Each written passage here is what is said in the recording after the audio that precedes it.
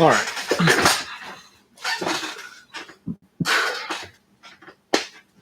Picking up where we left off, trying to catch up. We have 8 hours left for the month. We were working on Shrike and Pharos simultaneously. Yeah.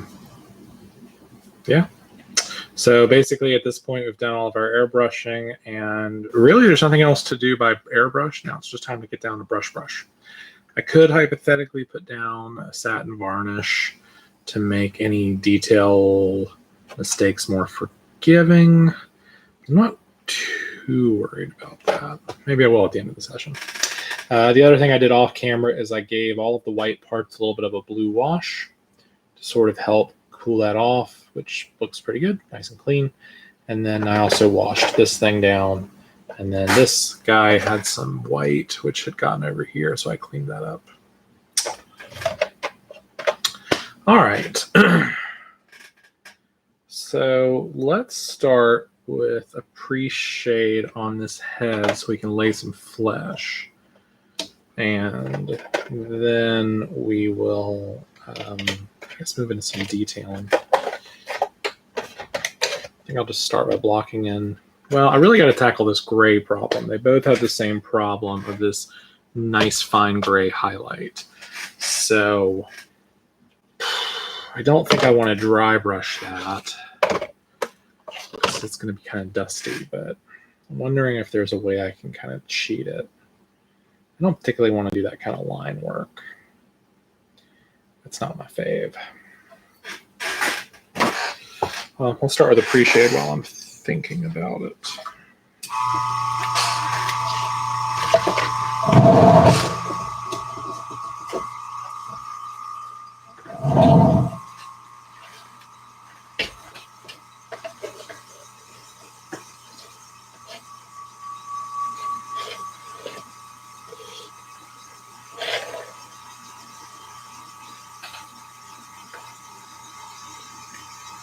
Good Lord.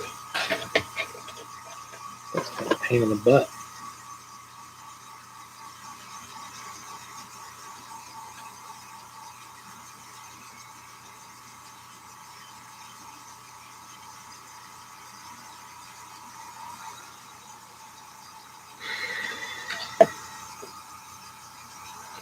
How does this guy go on here? Oh, I see like that. Interesting.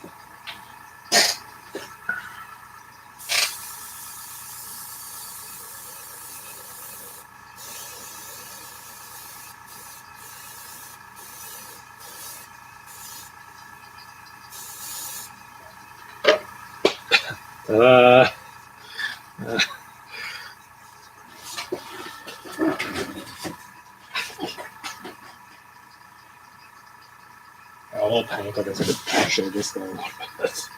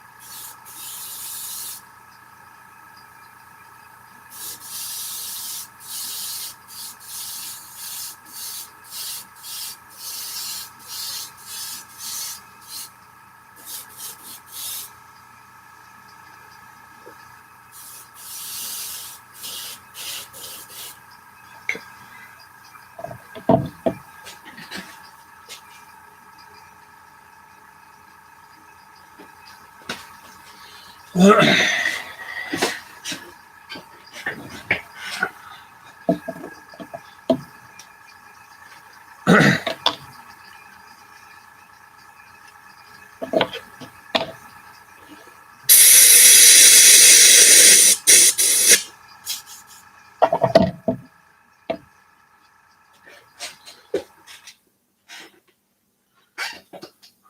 let's get some music going.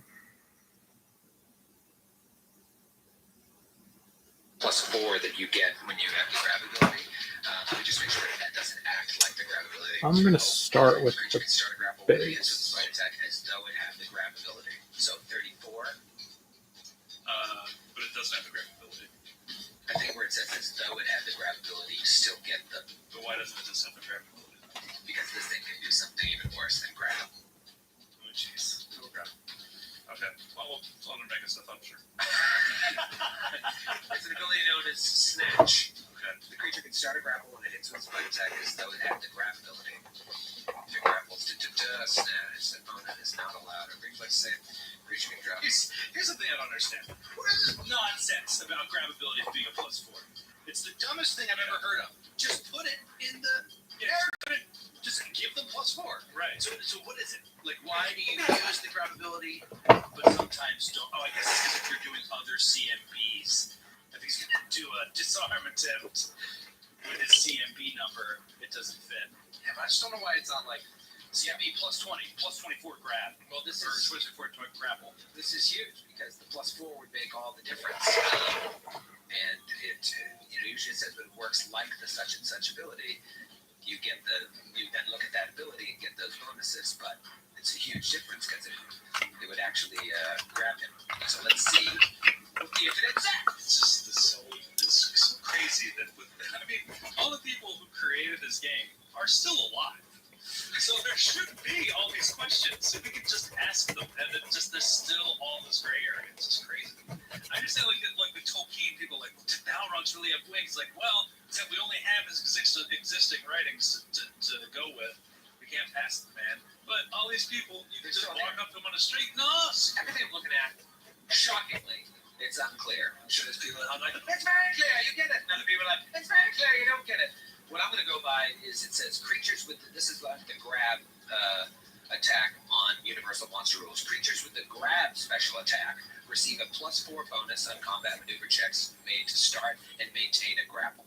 Although this works like grab, this creature does not have the grab ability, so I'm not going to give it the +4. And so it does not snatch you out of the air.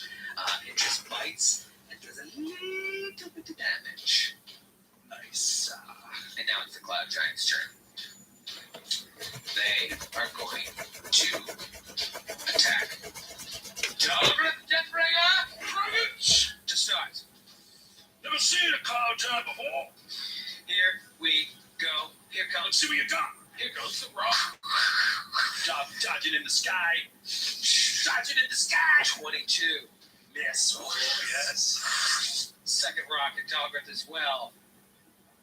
20. Miss. Yeah. Third rock at Metra. 14. Miss. None of That them might work. feel pretty comfortable out there. Poor wrist. One of them believes it's difficult terrain. And one was like, Petrified, I'm burning alive. It's new round. It is Baron's turn. So I got a little confused on all that. That thing is now so far away from me because it's attacking Master, correct? So he's about 40 feet away from me? Years. 40 feet, you said? Yeah, 40 feet, we'll say. That's how far the creature is. That's within Dawn Strike's range increment. Oh, yes. Baby. Baron's going to take, well, do you do Blood Reader on it? Do we know how much it has left? I can do it on my turn. Okay. Baron's gonna, it's only taken a couple hits, so I don't. Yeah, I mean, Baron, I would treat it as if it's full. Okay, then Baron will take a full non-rapid attack action at it. Non-rapid? Yeah, just to get a little bit more AC. But I guess I'm hitting all the time. I'm also trying to reduce my chance of misfiring, but I guess they'll happen anyway. What's that? Nice too. That's the thing. Definitely do. All right, rapid shot here. Joe, if anything goes wrong, it's your fault. First attack is a natural 20. It only went right. I roll the confirm and I'll roll the difference. 23 against touch AC.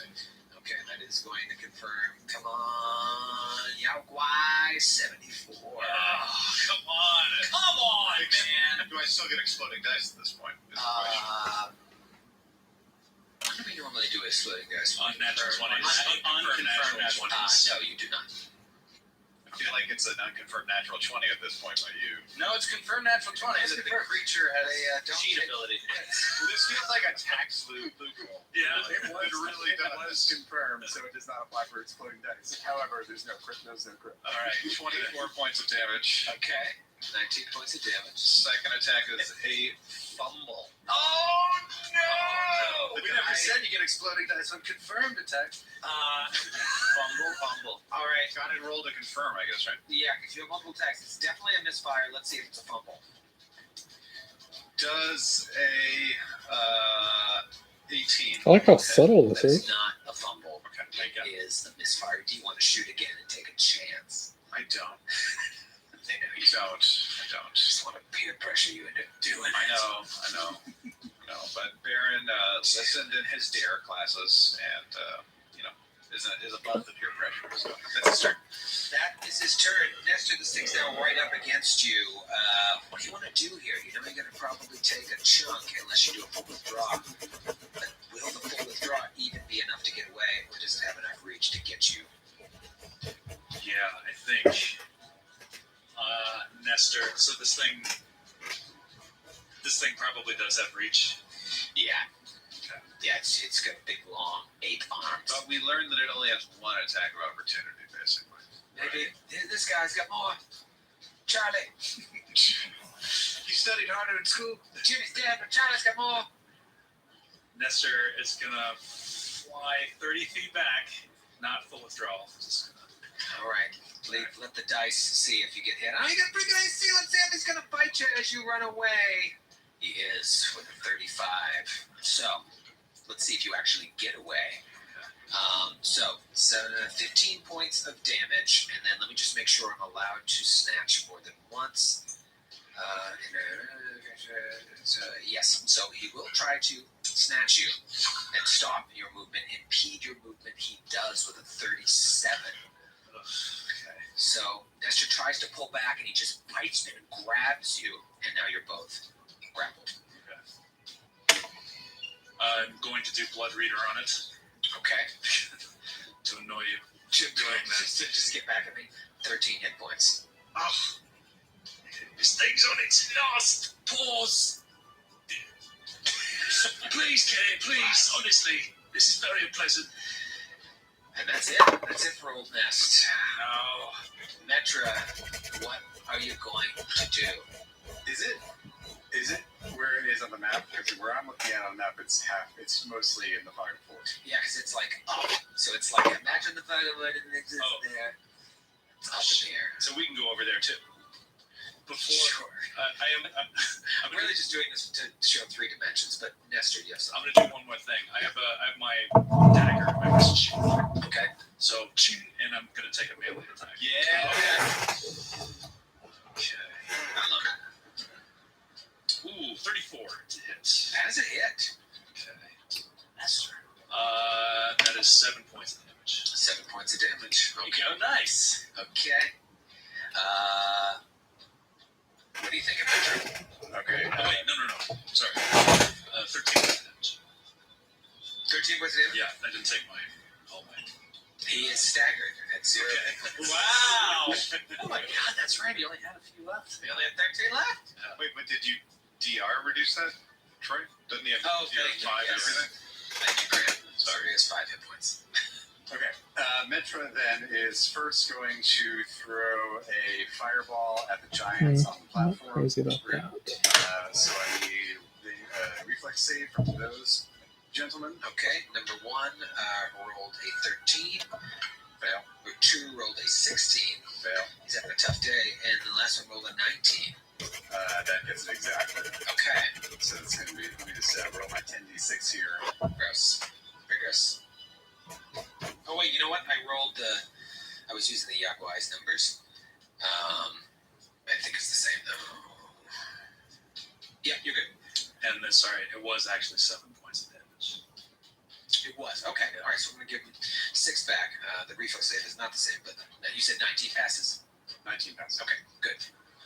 So it's 36 points of damage to the ones who failed, and 18 points of damage to the ones who passed. Oh, 36. Okay, great. And then I will use the Quicken Metamagic Rod. I guess what I could do is I could do some chipping and weathering on his armor. Nice. Because if I really wanted to.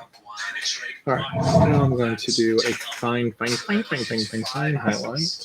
Ooh, baby. So that's at least 10 points of damage. Does that kill Yeah, it, or do you need to okay. roll? Question: Does I think magic that's missile enough. allow spell resistance? Yes. Please roll spell resistance. Has a 33. So Fine. What is the total damage? do you want me to do you roll? Yeah. Oh, then yeah. Where are my d4s? They're so hard to pick up. You know, he said minimum 10, right? Minimum 10. Cuts through DR. It cuts through you. Oh. It's going to block it entirely. Immune to missiles. Fortification. Missile fortification. 16 points of damage. Okay, he is dying in the sky. So he falls. Floating there. Falls slowly. No, he doesn't. He has wings. He just falls. He doesn't fall slowly at all. No, he just falls. 9.8 meters a second squared, Troy. Unconscious. So he just starts falling At the same speed of something with a different weight. Exactly. Different mass. Just mass. All right, so he just starts falling. Do you know? Figure out. I'm gonna let Doggo take his turn, but figure out how far he falls on this round. Or he would probably fall on his turn. Oh, that is the thing. You can look that up. Yeah. Yeah. I have a wrinkle that's going to affect it. So Doggo, it's your turn. All right. While you're doing the math, I'll keep the giants trained on old Dogma Deathbringer. He's going to. Let's see. He's going to. He's gonna go hog wild and just try to really mess with these guys and be like, "Sorry, giants, I've got an appointment with your boss," and he's gonna fly over their head right at the door and just make them furiously angry. 40 feet up in the air. 40 feet up in the air. Double check the distance, but you can move 120 feet around. So That's a tunnel that you went into. There's a big archway in the tunnel, so you flew that. So way. it doesn't. So it's not 40 feet high. No, I'll say it's. Is there a spot I could be at the tunnel where they can't hit me with a melee attack at the height of the tunnel? Yeah, I'll say there is. Okay, You're so just out of their range. that's kind of where he goes because he just wants to get them all flummoxed and forgetting about the party. Okay. Here's what happens to the Yakwai. You knock it unconscious, knock it below 0 hit points, and it starts falling. On its turn, fast healing and X. And it wakes up 30 feet below, looks up at you, and we'll see you next week. Yeah, that's oh my god, that went. Yeah, that's an hour. It's longer than an hour. Yeah, That flew by. yeah. Why you do that? Yeah, why you do that? No.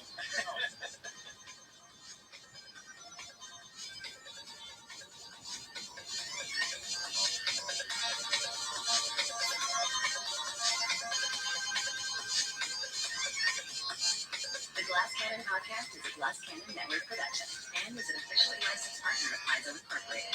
Giant Slayer is copyright 2015. Giant Slayer and the Pathfinder Adventure Path are trademarks of Paizo. All Pathfinder images are properties Paizo and are used with permission.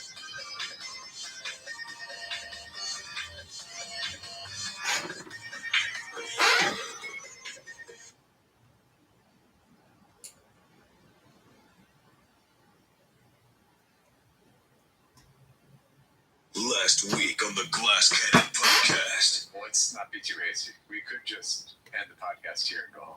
You know what? It's not a terrible idea. As the castle sped through the sky, This is insane. This is insane. It's insane. the heroes found themselves in an aerial dogfight. This thing's on its last pause. Please, Kay, please. Honestly, this is very unpleasant. Dodging attacks from the giants below. And now it's the Cloud Giant's turn. They are going to attack. Caliber the Deathbringer! Brilliant. To start. Never seen a cloud giant before. Here we go. Here comes. See what you got. They were able to achieve air superiority. And you kill it. Knock it out of the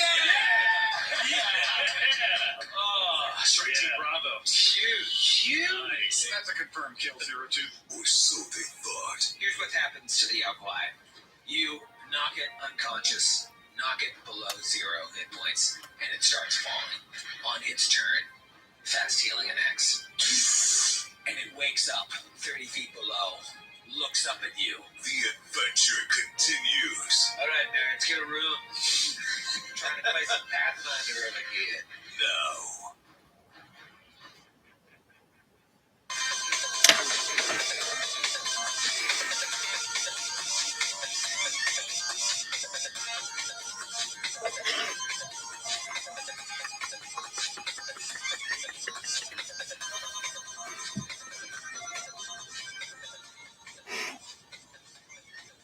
It is really hot in here. It is uncomfortably warm, and it's making me very tired. Yeah, most people don't know. We record 7 to 8 months in advance. It's mid-August. That's what it feels like in here. Grant is removing layers of clothing. It's making me uncomfortable. Yep, really is. Grant, you look great, but like, No time and chest. place. I can see his chest pube. I have 18 chest hairs, and I've named all of them. They're like my children. Bobby, Tommy, Ricky, Donnie.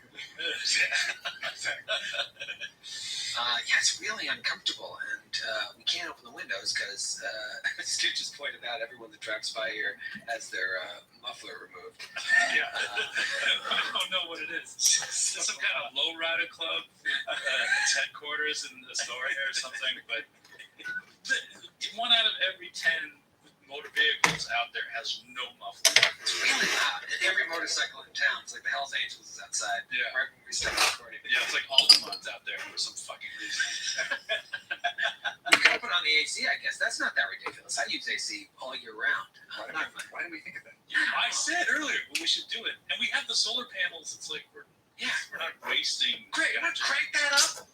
Get some cool air in there because we got a lot going on in this upcoming ep, I feel like. And I'm going to be away for 2 days. I was gonna say, I thought that with what we left off with last week, this seemed like an ep that could just be a nice, long, slow, quiet sort of ep, leisurely.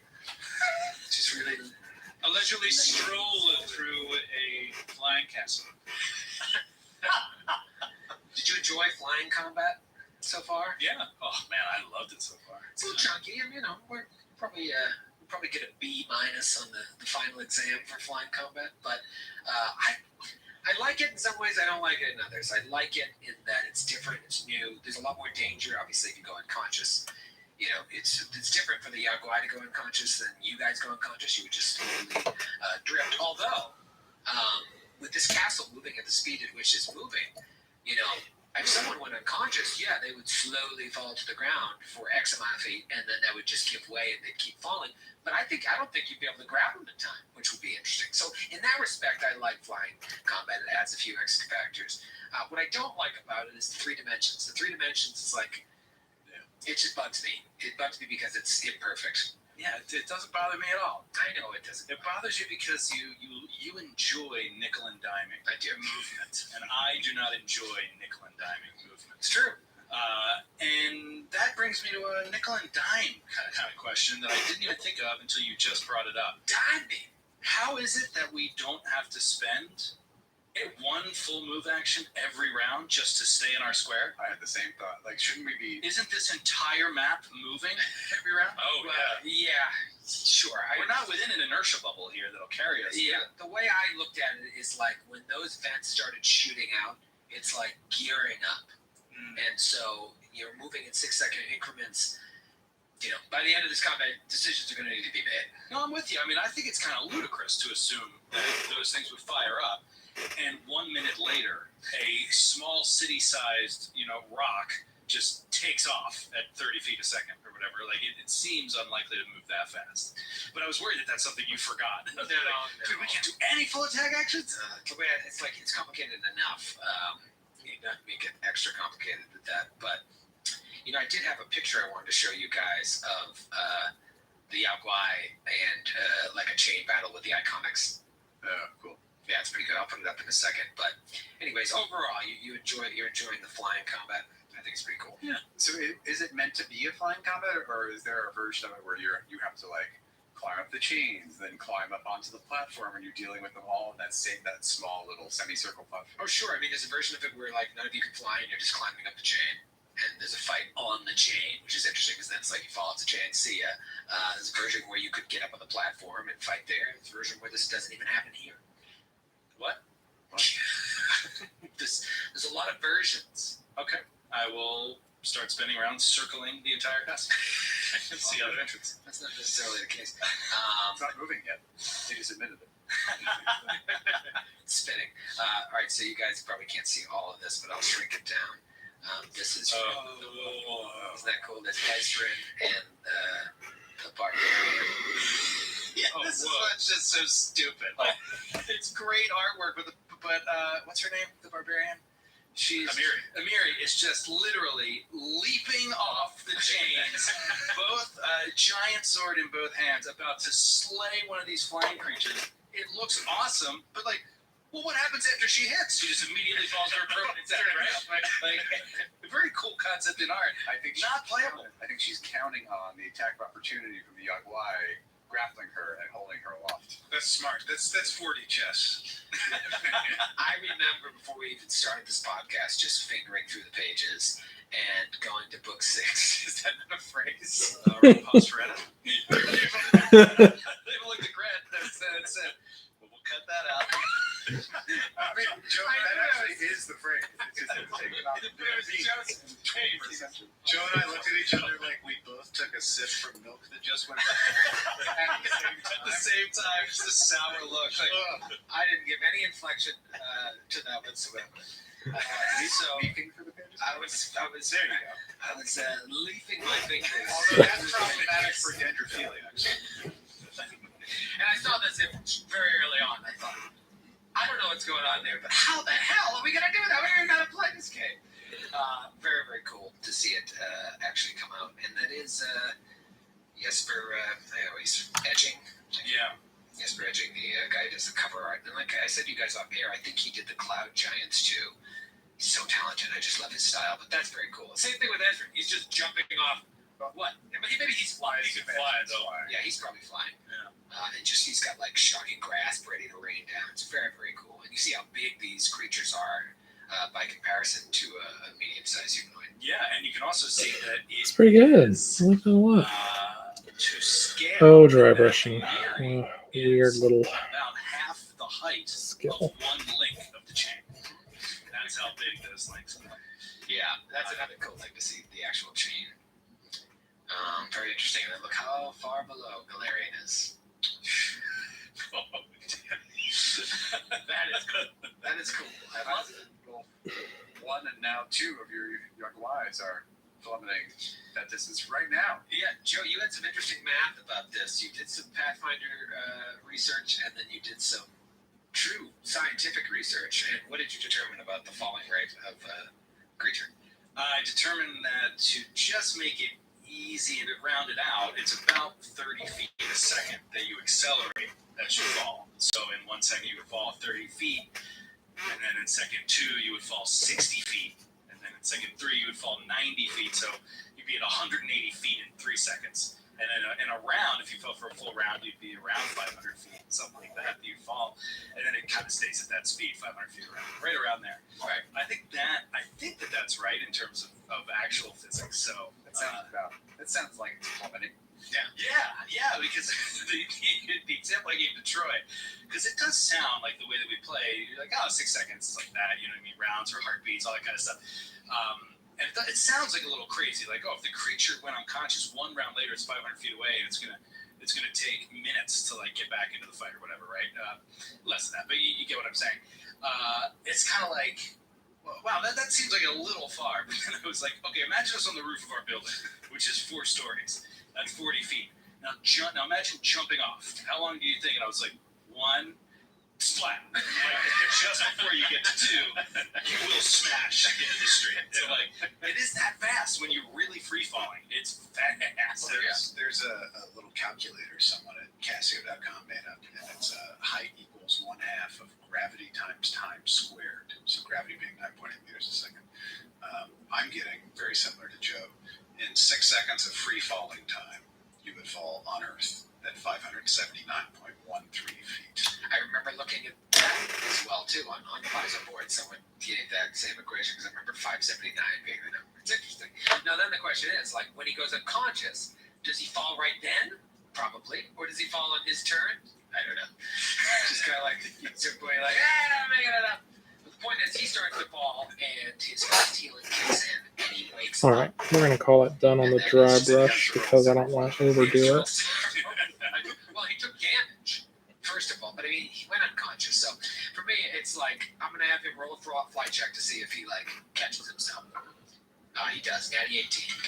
So he catches himself. I'm gonna say he's pretty far away from him. In fact, I'll say he's 500 feet. So you see. All right, we want to do medals or scrolls. Watch him drop. If any of you watch, his eyes wake up and he catches himself, and he's 500 feet away. And the castle takes off, leaving him behind. No, Medals are good. my baby's on that castle. I mean, and technically speaking, each one of our turns is 6 seconds. So Mm, if you let's had do 30 scrolls. seconds for 5 in between that round and this one, he would be 14,000 feet away from us. Which, if we're not 14,000 feet high, means he would have hit the ground and made a Acme Looney Tunes-esque imprint. And just in one round, if it was 6 seconds, by the way, one other interesting thing, he would have been going 131 miles per hour. Apparently, after 30 seconds, 658 miles an hour. Well, it's only 6 seconds total. Right. Among all of us. Yeah. So that would be 5 rounds. In 5 rounds, he'd be going 130 miles an hour. If it's 6 seconds total. I'm gonna try this time. So what's interesting is this, the whole from the beginning of the round to the end of the round. Well, so this is interesting. From the beginning of the round to the end of the round, 6 seconds pass. Right. It's all supposed to be kind of happening. It's all kind of happening at the same time. Yeah. So he falls. He's down there. He wakes up. He's very far away. So he'll fly up back towards you guys, and he's still 540 feet away from him. I mean, not to nickel and dime you. I mean, I know you love it, but I think that fly check should be round. Because, I mean, you can't, with that inertia, turn around and go up a double move in an instant, right? Like, That's fair. He needs an action to just slow his fall. I'll split the difference and say he can go 30 feet as opposed to Okay, 60. deal. That's 470 feet away. He's sending at a 45-degree angle. He is at a 46-degree angle. He's switchbacking up. If it's 46, it's under 45. That's under 45. That's a problem. It's like, I'll see it after 2 rounds. It is the Cloud Giant's turn. Dawkins, you have flown up to the top of this area. We'll say it's 20 feet up, outside of the range of the cloud. Actually, no, it would never be further than that.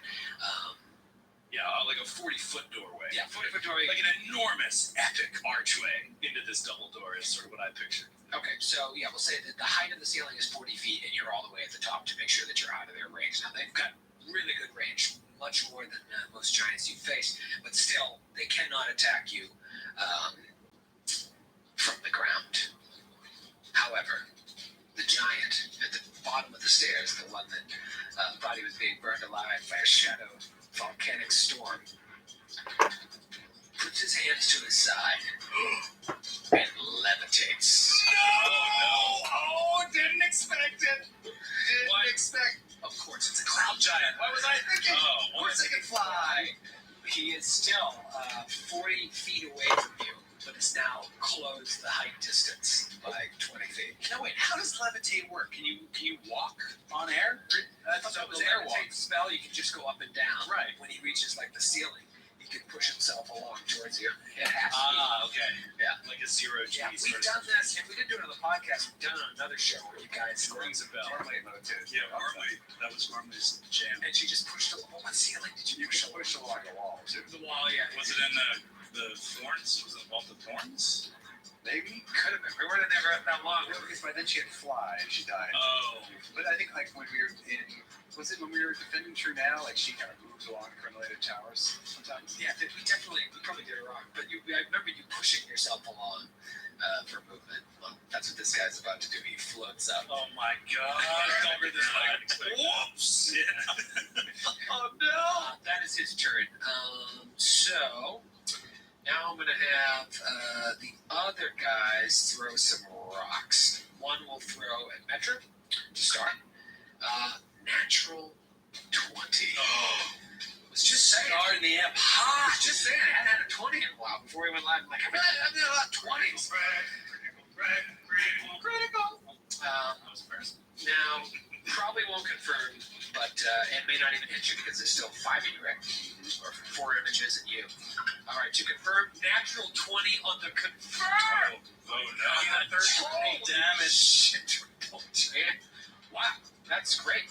I really wanted to hit you though. That's gonna be such a bummer. They're fine to me. What's the rule when you confirm a 20 on a 20? It goes through mirror image, right? Yeah, it hits the main target It up hits the the mirror. main target. I think so. 3 20s is the not kill. Son of a So go bitch. for a third Yeah. 20. All right, so the Wait, D6. are you- Charlie, Where the 6? roll it again. Yeah, roll it.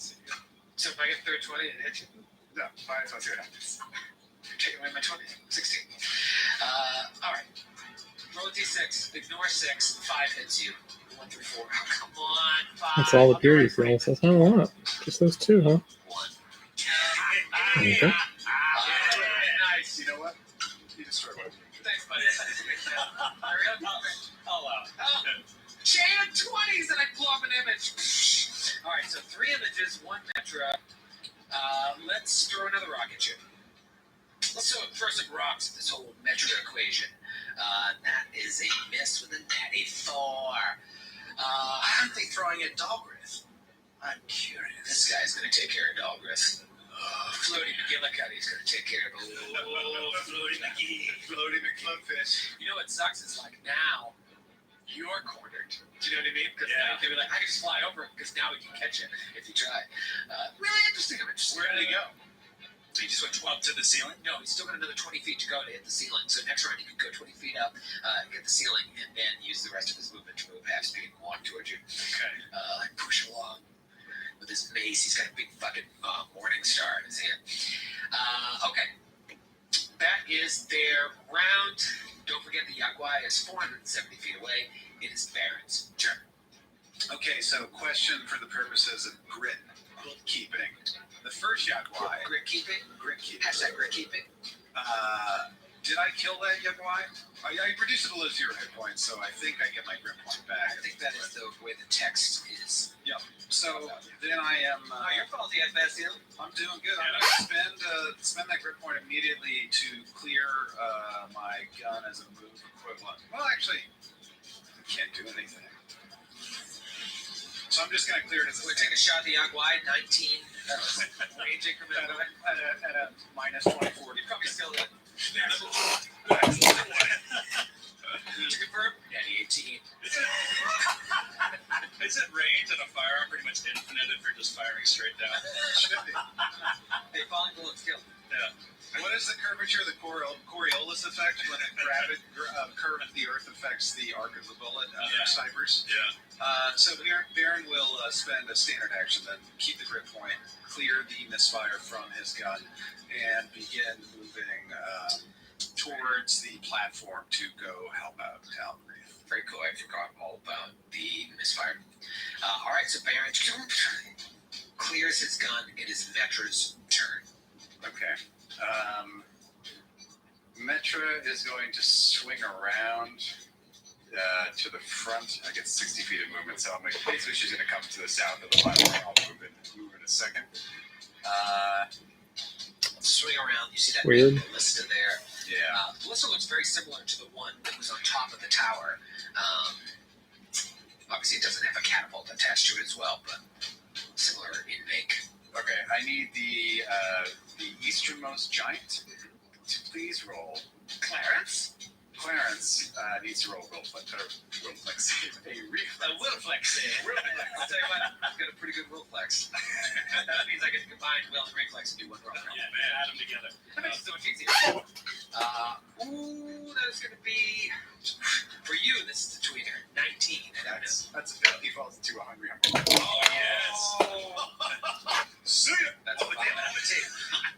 All right, so he falls into a hungry hippo. Is that an extra dimensional space, or does it actually dig into the ground that he's standing on? It is an extra dimension. Yeah, wouldn't that be cool? Yeah, I can see it. He's standing on the ledge. I don't, unfortunately. Sound like Nick Lowe. I've learned a lot to play with it. Wait, you didn't take the homonymical spellcasting feat? Oh, that would be very useful. So you're going to take 76 of falling damage. I'm just get my dice roller up. That's right, little fall damage, little fall guy. 25 points of falling damage. I believe you get another reflex save for that, right? It's been a long time since I guessed. Yeah, I do get, so the first save to see if I fall in. The second I got a reflex save to see if I take half. 20. Fail. Okay, so 25 points damage. And then the pit contracts. On whose turn? We usually do it on my turn, right? Or we do it on your turn? What does the rule say? Does it say? It says, creatures who fall into the hole take falling damage as normal. In addition, anyone within the pit, not just those on the bottom, takes 46 points of bludgeoning damage each round as the pit contracts and then returns to its normal size. Yeah, just do it right now. I'm gonna have it. So we'll just do it on your turn each time. So the pit field will get its Paracelsus effect. 15 points of damage. 15 points of damage. All right. 70 feet you're prone, 70 feet into this extra dimensional hungry pit. Hungry pit. Okay. That's fine. It is Nestor's turn. Nestor is going to do a fly check to see if he can hover where he is. That is a 12. That's a fail. Wait, I'm sorry. I'm just trying to wrap my head around the math for that. Why is it that low? You know you get a +7 from her, right? Oh, right. Okay, so yeah, that's 20. 20. Okay, yeah. DC 15, you can hover. The pits are on the eastern. I actually got my own math. Far guy. My fly skill. Why fly skill sucks? What I do? It's your dex. Oh, right. Okay. All right. So, having done that, he is going to unleash his full fury at the closest giant. The one oh wait, is that one in the pit? No, I put the pit on the wrong space. So he's going to unleash full attack on the closer of the two giants. Okay. First attack is a 31 to hit. That is a hit. With the mini shots. Many shots. 49 points of damage. Second attack. 23 to hit.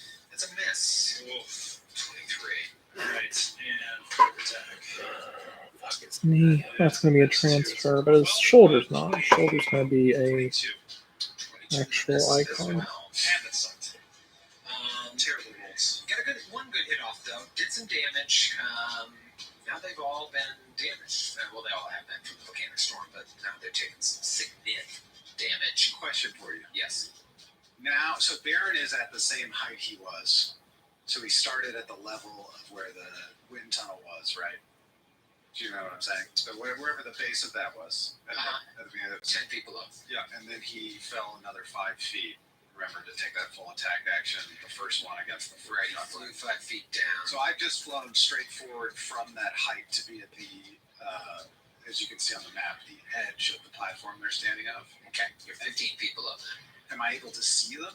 Not from there, no. Okay, then I will not take my targets of opportunity. My Baron is too low beneath this platform to be able to do. Yeah, if you were a little farther away, I might let you get a shot off with cover. Right, In that at an place, you can't really see them. But right at the edge, I'm just like, I can just see the cliff, the outcropping of this platform. Yeah, you see the bottom of the platform sticking out. Got it. Okay, that was Mentor and Nestor. It's Dalgrith. Dalgrith, go! actions. First, I'm going to do a perception on the door. I just want to see a little more details of the door while I'm here, just 5 feet away from it. That is a 27. 27. It looks like just a huge, beautiful wooden door. Engravings or anything? Oh, it is ornate. Yeah, it's ornate. Like with like images of clouds and swirls. It's really beautiful. Doesn't seem like a evil. Any obvious defenses? Anything that's sort of like, I don't know, any weapons sticking out from it, any arrow holes, anything? No. Okay. Then he's going to do a knowledge check on the cloud giant. Real quick, that's not local. Okay. 23. 23. I can give you one piece, one chunk. One thing I want to know, and I don't know if I have to pay a knowledge check for it, is I'd like to know their reach. Okay. You want to pay for that? Sure. Yeah. It's 15 feet. Ooh, I figured. Okay. And their move speed. Get paid. Matthew, how big is the Hungry Pit? Is that correct, or is it? I believe it's 10 by 10. Oh, they're too big to even fall in it. That's what I was going to say. That pit it can't fall in. It's too big. It only gets one of his legs, then he snaps his femur. That's clearly what happens. Can he fall in and be stuck? Because he's so wide. Here's a Reddit post right here. Can huge creatures fall into Create Pit? 15 by 15 creatures do not fit into a 10 by 10 foot space. I mean, I'd argue that he's not. Some could He's say not a 15 by 15 block. He's not. Yeah. but he takes up that He moves. space. Yeah. Yeah, so it's like, a lot of people say, no. Oh, here's James Jacobs weighing in on this. What does he say? Hope he says something benefits me. Me too. No, I don't. No, me. I believe that it's me.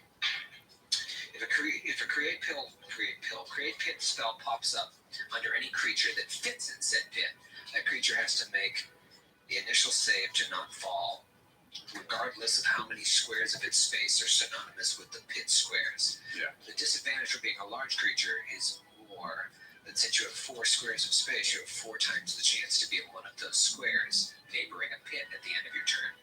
Doesn't really answer my question. No. I'm going to say he cannot fall in. Well, then I wouldn't have cast. Okay. Yeah. So let's take it back. I'm going to give him his points back. Yes, not. And What do I want to do?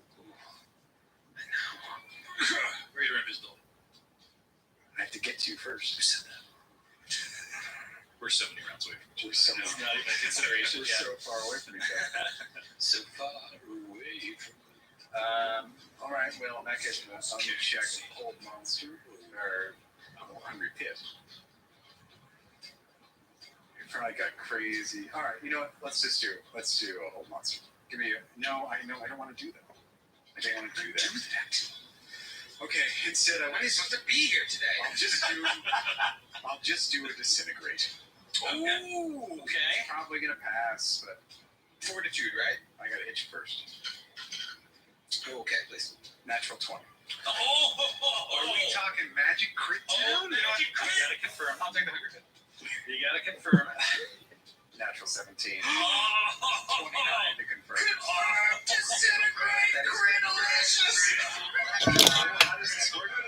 It's a fortitude save to see if he takes the massive damage or the puny damage. Well, let's see what the text of the spell. I'll roll the Fortitude save. 28.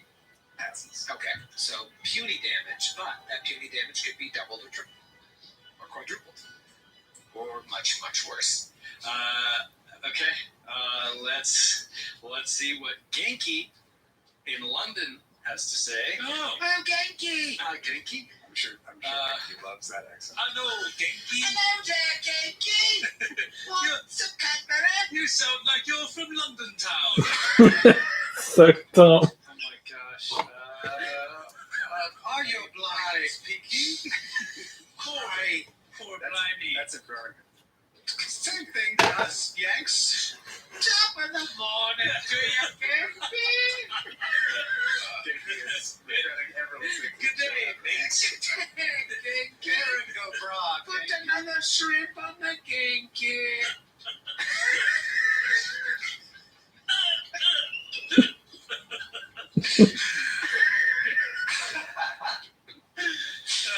Look on his face. It just looks defeated. He's reading a novel. He wishes he could put that in. This submission is no less than 500 words. Oh no. We need to put a limit on these. No fewer.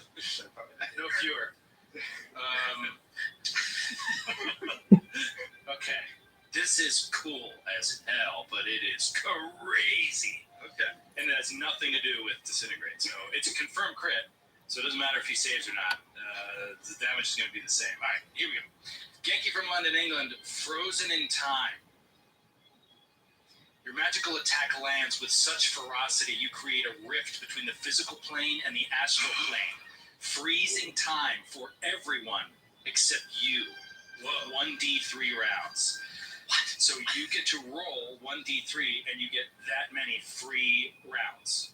Each round you have to do within the rules, but everyone, all of us and all the creatures are frozen for 3 rounds. So you're going to get up to 3 more free rounds. That's Like what this is fucking saying. Quicksilver. It says for the duration of rounds, equal number of your allies and opponents are completely frozen in place, and you can use this round any way you wish. For example, you could use your movement speed. You could do a melee attack. Anything's against flat-footed AC. It says it attacks. Shit. You could heal yourself. You could heal an ally. You could cast spells that require a full round action. Like they've listed all the possible things you could do. That is really cool, and it kind of works for Disintegrate, even though it succeeded on its Fortitude save. Like it's a very powerful magic to crit with, and it stops space and time. Here's another reason it's really long. For the purposes of character roleplay, the player cannot confer with his or her teammates and must make decisions independently based on the character, allies, and opponents, or whatever. Anyway, basically, you can't say, like, I'm actually down on HP right now. You could get, like, you're frozen. Yeah. All right, well, give me double damage on the first. Let's roll out the damage and then see what you want to do here. So disintegrate on a save becomes 5d6. So this is 10d6. So not that puny. It's a 6 level spell. Is it 5d6 or is it 10d6 halved? It's 2d6 per caster level if you If you make this, It's 5d6 if you make the save. Jeepers, yeah, Disintegrate's great spell. Yeah. Well, it's the thing is, like, it's a weird combo with Giants. They have incredibly low touch AC, but incredibly high fortitude. Yeah. Among a lot of the creatures you're going to face. So 30 points of damage. Okay. All right, I have in my hands a d3. Oh, you do! Sneaky. You did that right? Because isn't that maximum? Did you roll 5 6s? I rolled 10d6 and got 30. Oh, I'm sorry. I thought you said it was 5d6. But Normally, double. but it's not. Because it's great. Right. Ah, that's right. Okay, 30 points of damage. Roll that d3 and come up with Yeah, it 1. says it's normal crit modifier bonus.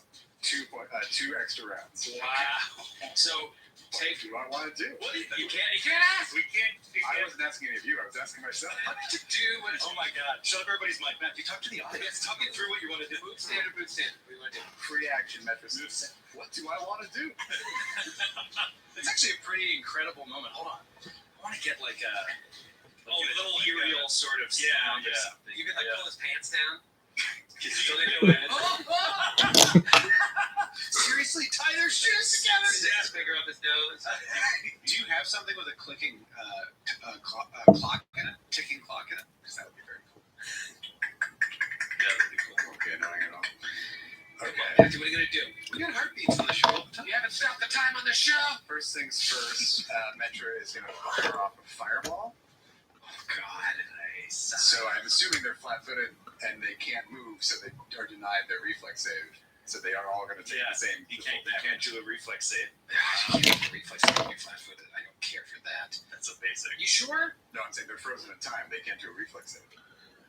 That makes sense. It's not their turn. It's that they cannot move. What did it say technically? It said you're flat-footed?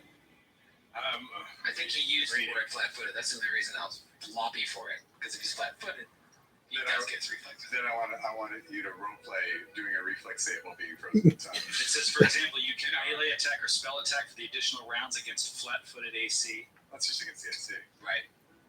Yeah, you have frozen time. All right, I'm going to allow it. So they all take 38 points of fire damage. Okay. Is the one levitating up to Dalgris level take that?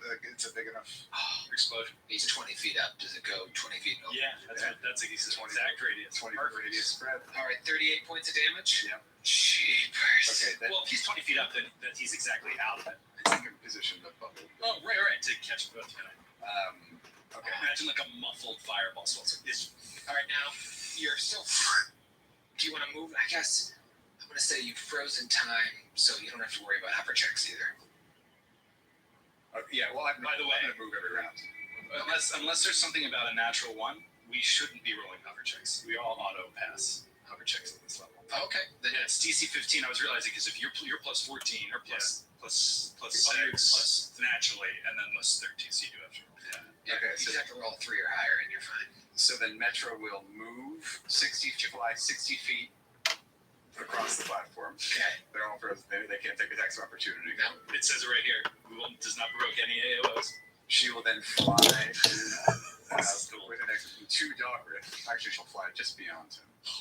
This is. And final action, cast greater visibility.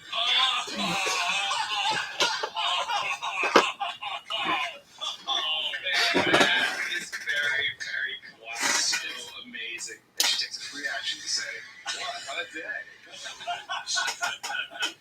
Thank you, Kinky. Thanks, Kinky. Oh, thank you, Kinky. That was fantastic. Wow, what a turn. That seems like something you'd get in a board game. It really does. Yeah, just a bunch of extra turns. You're like, this is so unfair. Rendering the Licorice Lake on Candyland. When I did those fireballs, did they seem to take the full damage? Can I do a perception check? Yeah, no, they took full damage. I can just tell you. So no resistance to fire. Does not appear so. Well, I mean, it actually, literally, according to the crit, it all happens when time starts again. They take all the damage at once, and it's stacked up. Like everything done. What is happening? That's a cool one. That's a cool one. That was Metra's turn, right? Yeah, so it's back to Esther. See, taking the 100 I should have said that every minute. No, it's Dogger's turn. Because remember, we went back and redid her turn. Oh, that's right. Went back. He did it. I thought that's right. It's on this turn. You are greater invisible. How'd you do that? Oh my god. She all of a sudden appears behind him, and he can see that, like, he's invisible. Just like, yes. So what does that mean? What does that mean? What does that mean? That means he's going to fly up to the levitating giant. Okay. So fly down. It's just 20 feet out right now. Yep.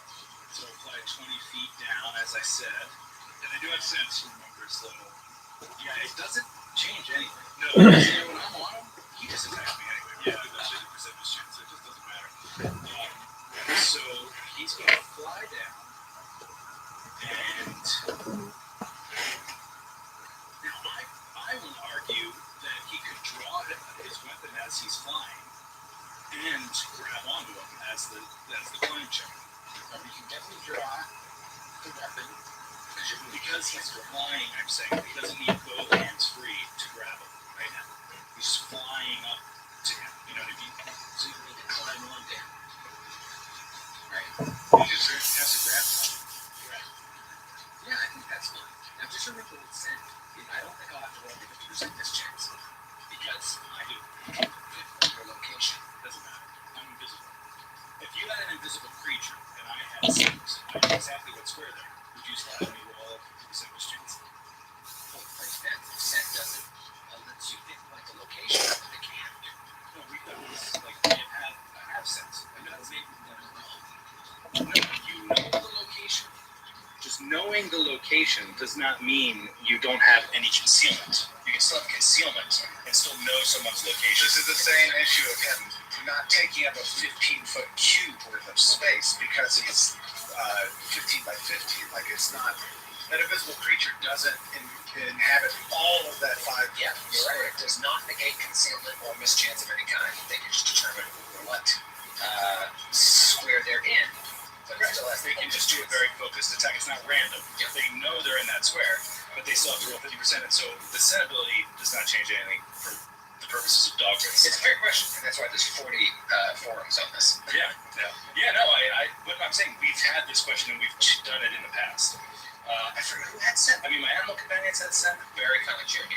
Yeah, who else had set? Those are the first in the side session. Alonzo. Oh, yeah, we did a whole combat where he was attacking into the square. Interesting, yeah. Okay, so yes, you can draw the weapon, and your question is, can you grab onto him in the same round? Yeah. The only reason I think I couldn't is because when I had gravity on me, I need both hands free to kind of start that climb up. But now I'm not really climbing up. I'm just going to latch onto it with a hand. With a hand. Yeah, I think you should still roll a climb check. You don't like to roll a CMB. You totally roll a climb. Yeah, roll climb. That's fine. All right. Here comes climb check.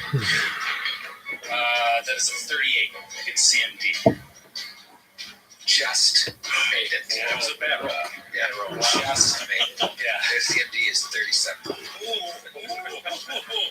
Okay, so he latches onto him. One thing I will say to put myself at a disadvantage because of scent is I don't know that I know that they have scent. I don't know how it affects this, but you may be able to take an AOO as I approach because of scent. But you can't take AOOs against anything with concealment, though. Yeah. Right? You can. You can. Anything with cover, you can. Concealment, you can. I'm going to say no because part of the scent thing is you have to use a move action to pinpoint the location. Oh, okay. So I'm not doing that. Okay, great. So he'll swoop in and latch on to the dragon and just whisper it right into the giant and just whisper into his ear, "I've got you now." Got you nice, son of a bitch. It's the Yagwai's turn. I mean, yeah, that's the only flash. It's a weird pattern. Oh, You can double move. That's That is double move. He only flies 30. Wow. Fly speed of 30. It's cool. Yagwais are all different. They come with this ability called Maker's Gift. And you can, well, they've already chosen in the adventure path what their Maker's Gift is. And this Yagwai has flight. Not all of them have flight. Some of them interesting. Some of them have the constrict ability. For example, it's pretty cool. He has flight, but it's not very good. He's a clumsy flyer. So he was 470. Now he's 410 away from you guys. I don't think you have to worry too much about him. All right, it's the Cloud Giant's turn. Let's deal with the one that's on Dalgrith. He's going to do a full attack action. 3 Morning Star Smackaroos. Let me just make sure. Oh, that's interesting. No, I am going to put on Power Attack. Get my D20, get my D Hondas, 51 or higher, and they have to hit. Oh man, that's a lot of damage. Here we go. Why are you rolling all these dice? Oh, you're rolling concealment at the same time? Yeah. Okay. Let's get it out of the way. All right, that is going to be a 29 to hit. Miss. 77 on the conceal. Oh, man. And would a 33 have hit? Don't worry about it. Okay. Just without power attack. You know what? I'll leave power attack. I'll allow it. All right, come on, that 20. That 20 could be bad. All right, this is going to be very close. 30 to hit. Miss. Oh! Dodges it. Wow. Swings out of the way. That's going to be a net 20. Okay. Down 25. Yeah. Last one. And a 67 on the concealment. God, that would have been so much damage. That's the thing. That's the thing about this. Okay. Let's deal with the other Cloud Giants. The one that is nearest Baron will kind of clench his fist towards his chest, and a fog cloud envelops him. Oh, yes. That is going to be obscuring mist all around him as a fog cloud envelops him. The other one will... So cool. Cloud Giant. Yeah. We're fighting Cloud Giant! This is awesome. We've come a long ways. What was that first giant of book 1 with the chains? Cave Giant. Cave Giant. Good call. Bottle cap. Right. Yeah. Bottle cap. Trivia bottle. I still remember looking at I think it's in the Giant Hunter's Handbook, is the one page where they lay Show out all the giants. And Cloud Giant is one of the biggest. Yeah, it's the second biggest. Storm Giant? Storm the biggest? Giant. Yeah, that's the biggest. I'm assuming the Storm Tyrant is a Storm Giant. You don't know? I don't. No, man. You could be a lonely hill giant in disguise. I'm Greg Sodak. Please have someone else cast like a thundercloud above his head all the time. So his crown is a thundercloud with lightning bolts. All right, one last giant, the one that should be an hungry pit. He is going to chuck a rock at Metra. Yeah, chuck a rock at Metra. He's got plenty of range. You're right, the door's there. It seems like he's throwing through his friend's square, though, isn't he? I think I got a clear shot. Let me see. Oh, because you can do from the outside corner. Yeah, you got a clear shot. Yeah. Okay. was going to be close. Actually, no, you've got a very good AC. 20. Yes. Yes. The rock shatters on the wall, and the door doesn't even budge. For the record, now hearing Baron's AC, I don't think I have a very good AC. I definitely don't. But I knew a 20 would be a miss. You should all be above 20 at 14th level. Okay. I think that's everybody. I'll go ahead and put that concealment on this John. Let me just let you know, this is going to be bank of fog billows out from the point you designate and be right on his space. Creatures within 5 feet have 20%, farther away 50%. You don't need to know the rest of that spell. The radius is 20-foot radius. Okay. Moving right along. New round. Baron sees these clouds billow off the edge of the ledge that these giants and ballista are standing on, and it's like, what the hell is going on? But he realizes after perhaps hearing from Dalgrith, after he did a knowledge check on him, that if he were to ascend to be on level with these giants, they would most likely get a hit on him. So he's going to move backwards 10 feet horizontally, and then move 15 feet upwards, which I believe will require a fly check, correct? Yeah. Here it comes. That is a total of a... You should get it automatically. It's a 15, DC 15. Yes, 15. It's 7 plus... Yeah, it's 15 exactly. I rolled a 4. Oh, wow, so you actually do have to roll them then. Because I went back 10 feet. I have to roll. Great. You and Esther will have to roll at least above a certain number. I am now eye level with this giant's pair of Air Jordans, and will take a shot into the cloud, a single shot. Can you take a ranged attack against a creature with concealment? No, nothing. Total concealment. This creature has total concealment from him. Yeah, if you get within 5 feet, it'll have that. Also, I believe you're using Roll20 mechanics, and it's messing up the mechanics of the game. I think you need to change that R to 15 feet. To account for the size of the giant? Yeah, because this is actually a larger fog cloud than the rules allow for. Oh, I see, because it should just be the range of the giant, exactly. Yeah, it's from the center of the giant out. He just takes up so much of the space of it. Is that correct? I think that is 20, yeah. That's cool. So that actually puts Dalgrith and the other guy in there as well. It's tricky where Dalgrith's standing with Dalgrith. You're actually sharing a space with the giant, right? Yeah, I mean, depending on how you... Well, he's in the cloud, but you're 5 feet away, so it's only going to be 20% mischance. 20% mischance of a creature I'm on. It's almost like being in... Where is he? It's like being in... Where did he go? I'm 3 inches from his neck. You're also invisible on his back, and he's like, where is he? Where is he? So the aura as it is now on the map is accurate? Yes. Okay, so then Baron is going to traipse around the edge of the, with his second move action, the edge of the cloud, and kind of get almost right in front of that ballista they were firing earlier. Right in front of the ballista. Twisted ballista. Twisted ballista. Twisted ballista. It sounds like that's the title. No, we're not going to take it. No, but I gotta take it. That'll save you 20 minutes when I'm trying to post that, thinking of something clever. All right. Is that how the titles get written? Yeah, it's really stressful, and I hate it. It is stressful. Just sit there like it's miserable. What the fuck is the name of this? There it is. All right, it is Metra's turn. Metra, you've had so many turns. I know. Too many, if you ask me. Kind of unfair to you, almost. It's all right. Metra is going to just making sure I can exclude my friends, but yes, she can. She's going to cast another fireball and center it on the southeastern giant. Okay. That'll hit all 3 giants and none of my allies. It's fair. So I believe you. each of them need to roll a reflex save. Roll concealment. Okay. Here we go. Reflex save. Old will flex. All right. First one, 21. Pass. Second one, nat 20. Pass. Suck it. Third one, fail.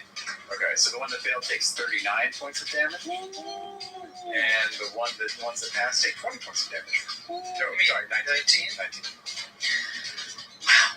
These guys have been, they're damaged. They're damaged goods. They've got some baggage. Okay, Metro. Really, high-level casters are really powerful. Yes. They really sort of take over the game. That's like third level spell. Just remember, if you're playing Pathfinder the first time, you're a first-level wizard, getting tired of Acid Splash, just hang out for 5 years and you can do some cool stuff.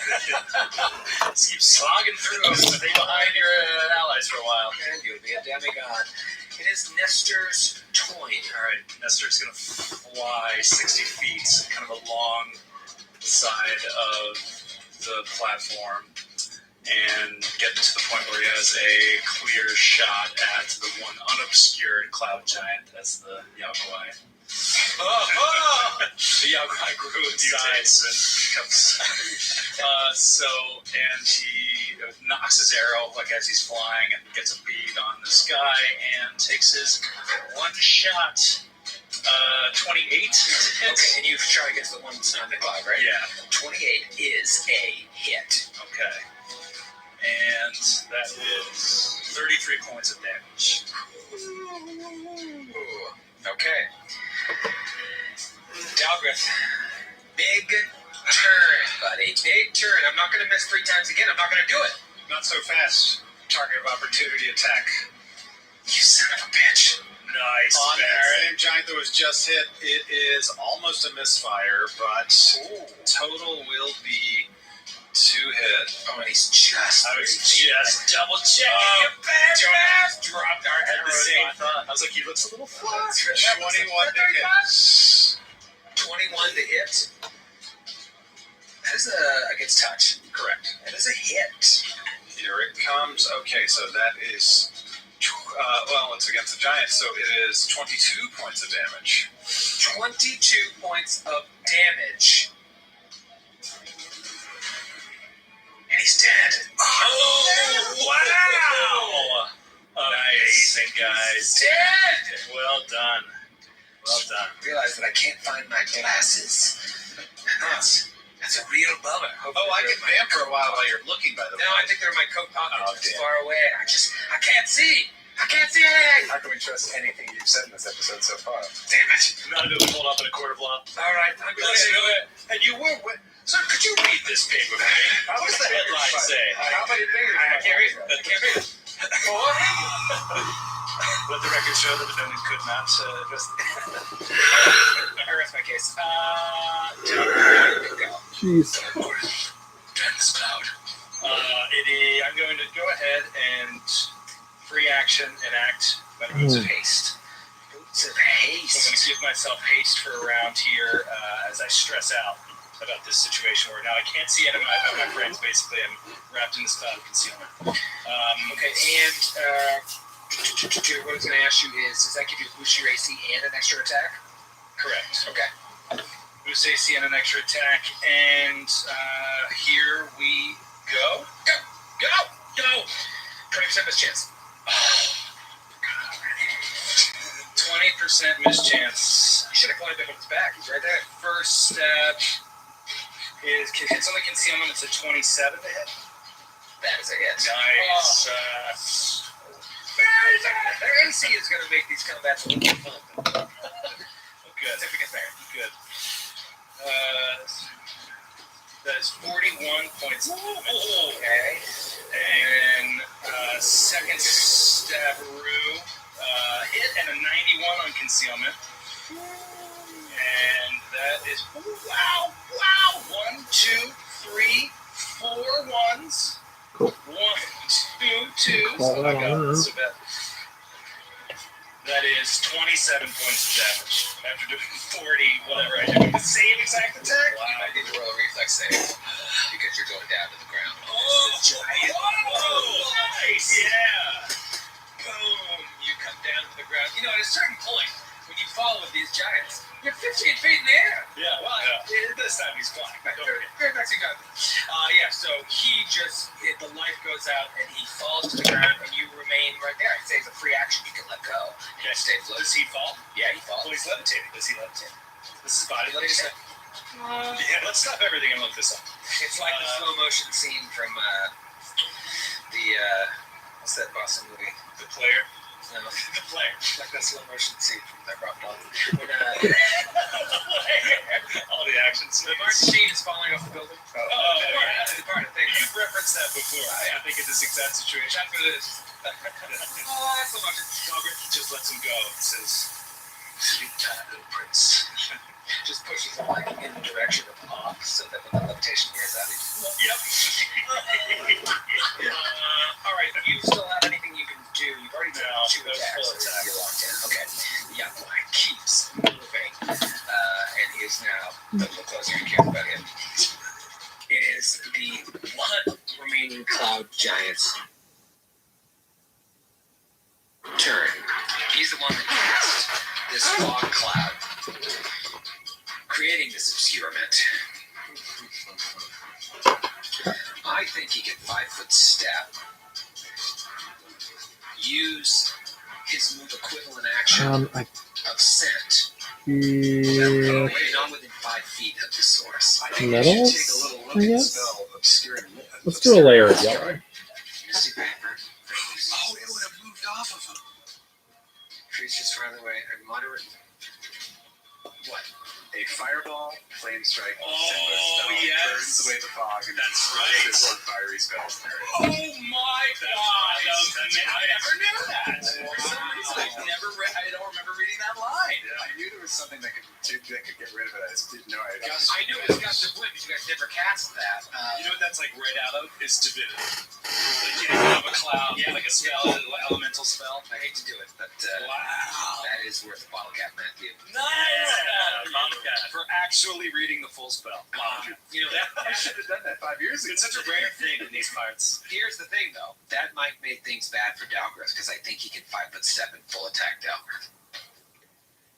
What am I no, he talking needs about? to take a move action to locate his direction. Oh, because he's invisible. Right. That's right. And even locating direction. Let me just see. It's a move action to I can locate detect within. opponents within 30 feet by sense of smell. Strong sense. Do you stick? No. When a creature detects a scent, the exact location is not revealed, only its presence. The creature can then take a move action to just note the direction. Yeah, he's not going to be able to get over there. That's the thing, is his reach is meaningless now because he has to be right next to me in order to have enough sense to unleash a full attack at the right square. And Nestor, how high are you up? He can't move to the edge of this thing, and then I right? think I'm like 40 feet up. Okay, so no to that as well. Zoinks. Okay, I'm still there, Troy. you are still there. You want to throw a rock at you? You want to throw a rock? Want to lay down this morning star? Throw a rock? Rock at that drop? The morning stars look heavy. Yeah, they are heavy. I'll throw a morning star at you. And I'm like, that beat Dalgrith to death with a rocket. This is brutal. You know, it's just like in his head, he knows it's over. It's over, but he's trained to fight to the death. So he will. Oh God, he's got some movement speed here. How high up is Metro? How high up is that landing? You're on the landing. I'm hovering above, like I'm flying above the landing. Right, but how high above the landing? We had Dalgrith all the way to the ceiling at 40 feet. Then that's where she is, because she flew to Dogger. Yeah, fucking convenient. She had to be up there. It's a tough spell. That was the only choice. Convenient. This is convenient. I deliberately chose Alright, this is what this is gonna do. This has a chance to keep him around until Mr. Baron shoot him in the back. He's going to move up to the top of the stairs, 50 feet of movement, which he has. AOO. Doesn't he hit Dogger? Or provoke? He would provoke from Dalgrith because he doesn't know Dalgrith's there. So I get one attack, and it's not concealment now, right? No. Okay. Natural 20. Oh, Jennifer, you did it! I want to levitate up there and box you in. This damage would be enough. To confirm is a 28. So that is a confirmed. That is a confirmed crit. Oh, he did it. Right as you were rolling, I'd be like, wouldn't it be amazing if you rolled that before? Oh my Amazing. It's like he's like, wow, the mist burns away. He's like, he looks back at Metro and he's like, and he starts running at her. All of a sudden, he just gets stabbed in the back as he runs by. There's very few things cooler than an AOO crit. From an invisible dude. You know what? Let's keep it going with our UK theme. This one from Jack in Halsowen. He's from UK. Halsowen. It is Hales, which is how people from Philly pronounce house. House. Yes. Sore spot. Your attack hits the target and leaves a painful mark that lasts for 1d6 rounds, causing the target to be shaken for 1 round. As long as the mark persists, your allies can target it when attacking the creature. Your allies can target it when attacking the creature at a -5 penalty. On a successful hit, they deal 1.5 times damage and extend the shaking condition another round. That's pretty cool. So he creates a wound that is then visible to my allies. If they want to target it, they have to take a -5 to hit, but they deal 1.5 times that. Are you That's fun. You're talking target practice now, brother. It's called sore spot. Roll the damage. So yeah, just double dam, which doesn't. I'm guessing that's pronounced Hales Owen, by the way. That sounds right, but it's all one word. So okay. Double dam Zoni. Let's rock it up. That is 41 points of damage. He's dead. Yeah! Rogue crits are not that spectacular. I double my strength bonus and 1 of the 10d6 that I normally roll. So, right. You know what I mean? It's all sneak attack and bane in this case. This dude moves over there thinking he can levitate up and box this caster in so that it'll force her to take an attack of opportunity or something that he can just smash if he's able to survive another round. But instead, you kill it on an attack of opportunity. The door to Iron Cow Keep is now standing before you, and you all level up to 15. my God! You will see you next week! Yes! Oh, yes! Hell yeah! Oh, hell yeah! You were going to regret that level up.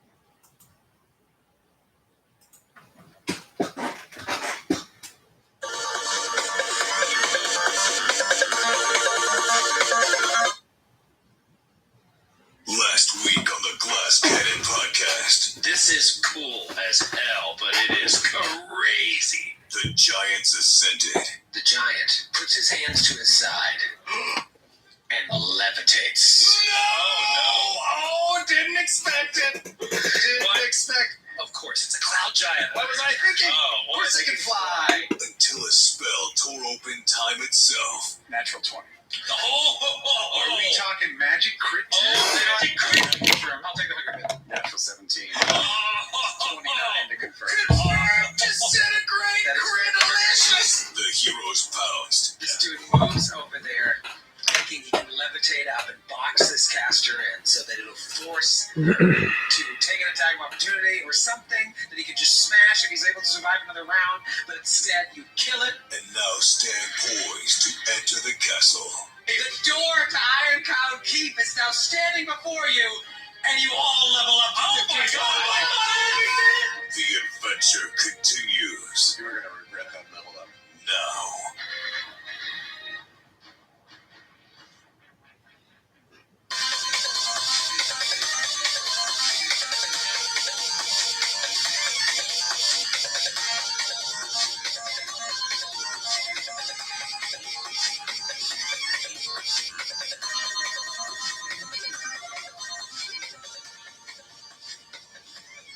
So I was thinking about this on the drive-in today.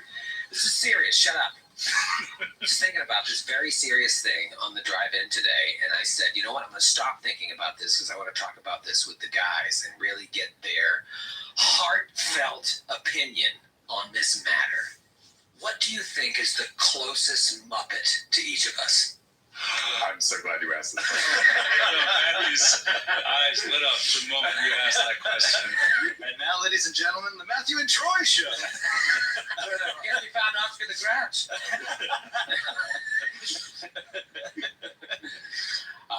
Matthew, I take it you've thought about this before. Well, we've discussed the distinction between the Order Muppets and the Chaos Muppets. Yes. But I don't know that we've ever talked about, like, Specific Muppets. specific Muppets. Right. No, I don't think we have. Assigned Muppets. We've never assigned Muppets to one another. Right. Like I think Skid is Dr. Butts and Honeydew. Oh, fine. I was going to say, of the five of us, Skid is the closest to Gonzo.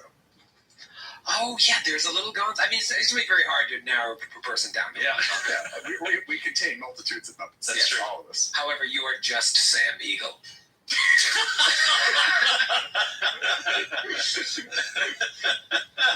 Just Sam Eagle. Yeah, no, it's very hard to just pick one.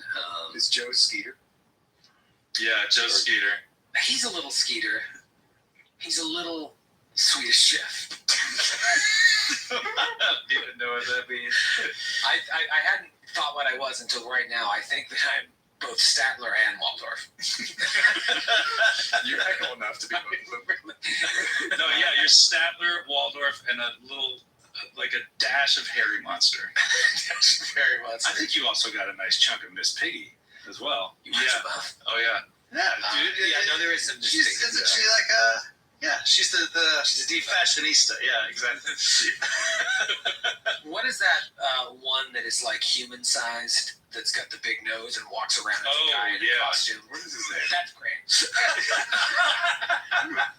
The really, really big Muppet. When you were mocking Joe, I kind of glanced over at Grant, and Grant was just sitting there quietly, like waiting, Hiding behind his dice roll. Should have said something. Well, now I feel most like Eeyore because I'm very depressed. It's not Not a Muppet. a Muppet. Not a Muppet. Oh. Yeah, you're just playing a guy. We could do those. We could do Winnie the Pooh. I We could never- assign Winnie the Pooh. I never got into poo. I feel like I'm just going to say it before you all do. I feel like I'm Rabbit. I feel like I'm Rabbit, too. I think we're both a little Rabbit. Skid is Winnie the Pooh. He's just the best to hang around with. Oh, bother. I never got into poo play. No? No. That was something I was interested in. I want to know the name of that big giant Muppet. Because I'm now just going to refer to Grant by whatever that Muppet's name. He looks like the Fraggle Rock. Not you, Grant, but that Muppet looks like the Fraggle Rock guys, the art ones. Are you referring to Sweetums? Oh, I think it's Sweetums. Yeah, Sweetums. What it is. Type in Sweetums. Let's see. He is a large, hairy ogre That's that it. towers above his human and Muppet co-stars. Yeah, you're sweet. His bulldog-like lower jaw, Big eyebrows and shabby brown shirt, and threatening expression belie his more or less genial nature. That's Grant. Sweetums. What a great name. We can definitely call Grant Sweetums. I'm totally down to participate in that. Yep. You know who else you have, Troy? And I mean this is the highest compliment. I'll take it. You have a streak of Grover to you. You know what? I accept that as a compliment. I like Grover. Grover was one of my faves. People love Grover. Grover's awesome. I've been reading a lot of Monster at the End of the Book. Classic. Great book. And I try to do the Grover voice for Archer, and he really gets a kick out of it. And I listen to Sam read it to him, and she doesn't do the Grover voice, so she does her own version. I'm like, I'll wait till she's done, because I don't want to interrupt the story. I'm like, that's not how Grover sounds. So either use your real voice or start doing your homework. So you gave her comments. I give her notes. No, it's like, are you open to notes? That's not how Grover sounds. Do you give her a star review after each of her book reads? I'll give that a 3.5 out of 5. It's classic. I was a huge fan of Grover as a waiter. That Sesame Street classic. Yes. Oh, yeah. Is that with the guy he's a blue guy with the beard, and Grover's Just burnt orange hair. Yeah. And he tries to serve him like a grapefruit on a burger bun. Yeah. It's great. Yeah. The guy doesn't want it. Grover tries to convince him. Classic conflict. Wow. What was Piglet doing during this scene? Again, this is not the poo-out. I'm just concerned because Piglet just needs attention. I just have always loved Kermit's relationship with Christopher Robin. That was like it's like that episode of The Office where there was The Office a lot where Jim is trying to prove that Dwight does waste time, and so he goes over to Andy and he's talking about, hey, did you catch that episode of Battlestar Galactica? He's like, no, what's that about? He's like, well, there's this Jedi wizard named Dumbledore Calrissian. And he's like, gonna stop watching and see if Dwight's gonna say anything. He's like, no, I haven't seen that. Is that based on the original Battlestar Galactica? And he's like, actually, it's a shot-for-shot remake.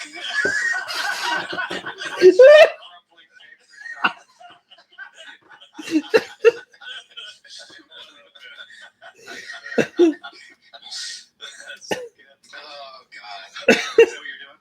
Are you forcing us to waste time? Because you don't want to play Giant Slayer? No, I just like chatting up top. Slowly turning off. Miss Piggy. That was very Miss Piggy just then. Oh, Kirby. I showed Archer the Muppets movie with Jason Segel. I think he co-wrote it, and I was telling the guys that it's delightful. It's really good movie. Yeah, really funny and funny for adults and kids. I mean, that Muppet show when it was on, it was like 7:30 on a Sunday night. When I was a kid, it was like you'd watch it with your parents, and they got a kick out of it. They had guest stars galore. It's a good show. Did you guys do so? What about Sesame Street? Are you into Sesame Street? Is Archer into Sesame Street? Yeah, I kind of make him watch it because he's not. Sometimes he's into it, sometimes he's not. He likes certain episodes that I just replay over and over again. But Sesame Street's different. It's still very good. But I like the setup of when I was a kid. It was like cartoon and then the humans, then cartoon and the humans. Now it's mostly humans and very little of the cartoon or like cutaways to other videos. I have been really surprised, and this is a bad time to mention it, of course, but if the world ever returns, blah, blah, blah. The Sesame Place is great. It's really surprisingly great. That's near Philly, right? It is. And I thought it was going to be pretty like a rundown old beat-up amusement park because it's been around since I was a kid. And it's really nice, and they do a great job. Like for something that's local where your kids can just be completely blown away by like the magic of the characters being there and everything. It's like a little mini Disney World. It's awesome. Super clean, super nice. The rides are awesome, and you can schedule like lunch with the characters and stuff like that, and it's really fun. We'll bring Grant and be like, yeah, you can have lunch with Sweetums. That's not the real Sweetums. He's far more terrifying. We should go. We should, when the world returns to normal, we'll bring all the kids. I'll drive out there. Yeah, so we got a membership right before COVID because you go 3 times and it pays for itself. Sure. But as part of it, you can bring guests for like a discount. Ooh, it's a great like a country club. Yeah, exactly. So we should do it one day. It is exactly like a country club in every way, except there are Sesame Street characters. It's a child's country club. Country club with a cartoon mastodon walking around. Yes. I was gonna say Grant was Snuffy. But I think Sweetums is better. That really was. Yeah. Oh. Yeah. That one, yeah. I like being bipedal. I don't want to. You don't want to give the man 2 more legs. Yeah. There's a theory that Snuffleupagus is only in Big Bird's imagination. I've heard this theory. Because he never interacts with anyone but Big Bird. I went down like. Well, no, that was originally. That's how it was. Because anytime anyone else would show up, Snuffleupagus would mysteriously disappear. It's really cool. And it was very frustrating as a kid to watch. It's like, no, he's real, and no one believed he was real. None of the adults believed he was real. It was like he was right here. So eventually, I remember they did actually introduce Snuffleupagus to everyone else. They're like, oh, whoa, he's actually a Big real Bird wasn't full of elephant. shit. You have the original Big Bird. Google it. Go on YouTube. Watch the original, first season of Sesame Street. Big Bird is just like an Indian. And they changed the character. Just like, oh, Big Bird, you shit yourself again. They changed the character. He looked different. He had 3 or 4 feathers, tops. It's just like, oh, Big Bird. I worked with someone who was a production assistant on that show, and she just kept talking about what a strange guy that Carol, what's his name? Carol Spinney. Yeah, Carol Spinney, yeah. Just kept talking about how weird that guy was. It's just like, man, that guy's weird. Oh, God, I don't want to tangent again, but Maria, one of the humans on the show, I used to bartend, and I would have to sometimes do, kids' parties, okay? Because it was a day shift. They'd be like, $300 for 2 hours. I'd be like, sure. You just got to serve sodas. Make sure the kids don't drink any booze. So it was Maria's daughter's birthday. I'm like, oh, my God, Maria. I want you growing up. And this was in New York. So in case you don't know, New York teenagers are the fucking they're the worst people in the world. Worst. And the parents were just like, let them have fun. The kids all snuck booze in. They turned on, the thong song, and they were just grinding on the dance floor. I mean, there's no way semen didn't pass through clothing, on the dance floor. These kids were just that was what dancing was. They were just like... And I was like, I would go up to the parents and be like, that kid snuck Rumplemints in here. That's 300 proof. I'm pretty sure that girl's now pregnant. Do you want to do anything about it? And they're like, let their kids have fun. I'm like, you are the worst, Maria. This shit would never flew on Sesame. But that was my childhood. Ruined. I believe I was in 7th or 8th grade when the thong song came out, so maybe it wasn't thong song. They all sound like a thong song to me. You're such an old man. They all sound like a thong. Thong song, nigga. It was a while ago. It was quite a while ago, but I very much enjoyed Old Man Troy's critique of the Super Bowl halftime show this year. He decided to weigh in on the Weeknd's performance, and it was just like, no one needs this. Didn't care for the Weeknd. I'd like to skip that weekend and have it back. Just the when he did the thong song, it just really bothered me. Yeah, I didn't tell. He did. Why play the thong song 5 times in a row? We're gonna do the Super Bowl. Please vary up your songs. Have you seen Uncut Gems? No. Oh, no. The Weeknd is in Uncut Gems. No. He seems like a nice guy. He's playing the Weeknd. Just don't care for his music. Any poop. Let's play some Giant Slayer. We're back. Back in the old studio. Back in the USSR. And we're going to play some Giant Slayer. I'm pretty excited. You are at the Cloud Castle. You know when you found out about the Cloud Castle? Not necessarily the number of episodes, but when did you first discover the existence of a Cloud Castle? I don't remember. I can't remember when we actually heard about it. Was it the end of... Skirkatla's tomb, did you find out there was a Cloud Castle, or was it? I feel like we heard rumors earlier than that. Maybe Grenseldeck? I feel like we did too. I feel like it was Grenseldeck or Craig, or we knew about Volstis at that time. I feel like I have known that there was going to be a Cloud Castle at the end of this adventure since the start of this adventure. That's how I feel. And that information certainly wasn't provided to you until later, though. Yeah, but I mean, what I'm saying is it feels like it's been that long, so right. I don't think it was the end of Book 4. I can't remember exactly when it was first revealed, and I can't remember if it was a spoiler. If I had heard it from someone or heard it somewhere, or... I don't think you heard with Grenseldeck. I think Grenseldeck is when you started to think, ooh, that's probably when the idea popped in your head. Storm Parent, maybe a Cloud Castle. You maybe went there. Maybe you heard about it with the papers you found after Earth Ash passed, but I think the earliest was Skirkala, where you actually heard the words Cloud Castle. The only way we would have heard it before Skirkala is in we would find treasure chests full of maps and documentation and stuff. I felt like everyone was cagey and not telling us what was going on until Skirkala was like, everything's out of the bag. You know what's going on. It may have been after Earth Ash, because I think that's when you found out that some giants are being sent to a frost giant camp. The best are being sent to the mountains, and then there's a Cloud Castle. I'm not 100% sure, but the point happened? Your ear. What was book 2 of this adventure? I remember it was Vaults with Ringley Fort. But so the end of it was just the fort. That was the end. The final boss-ish was. Yeah, you guys fought Grenzeldeck.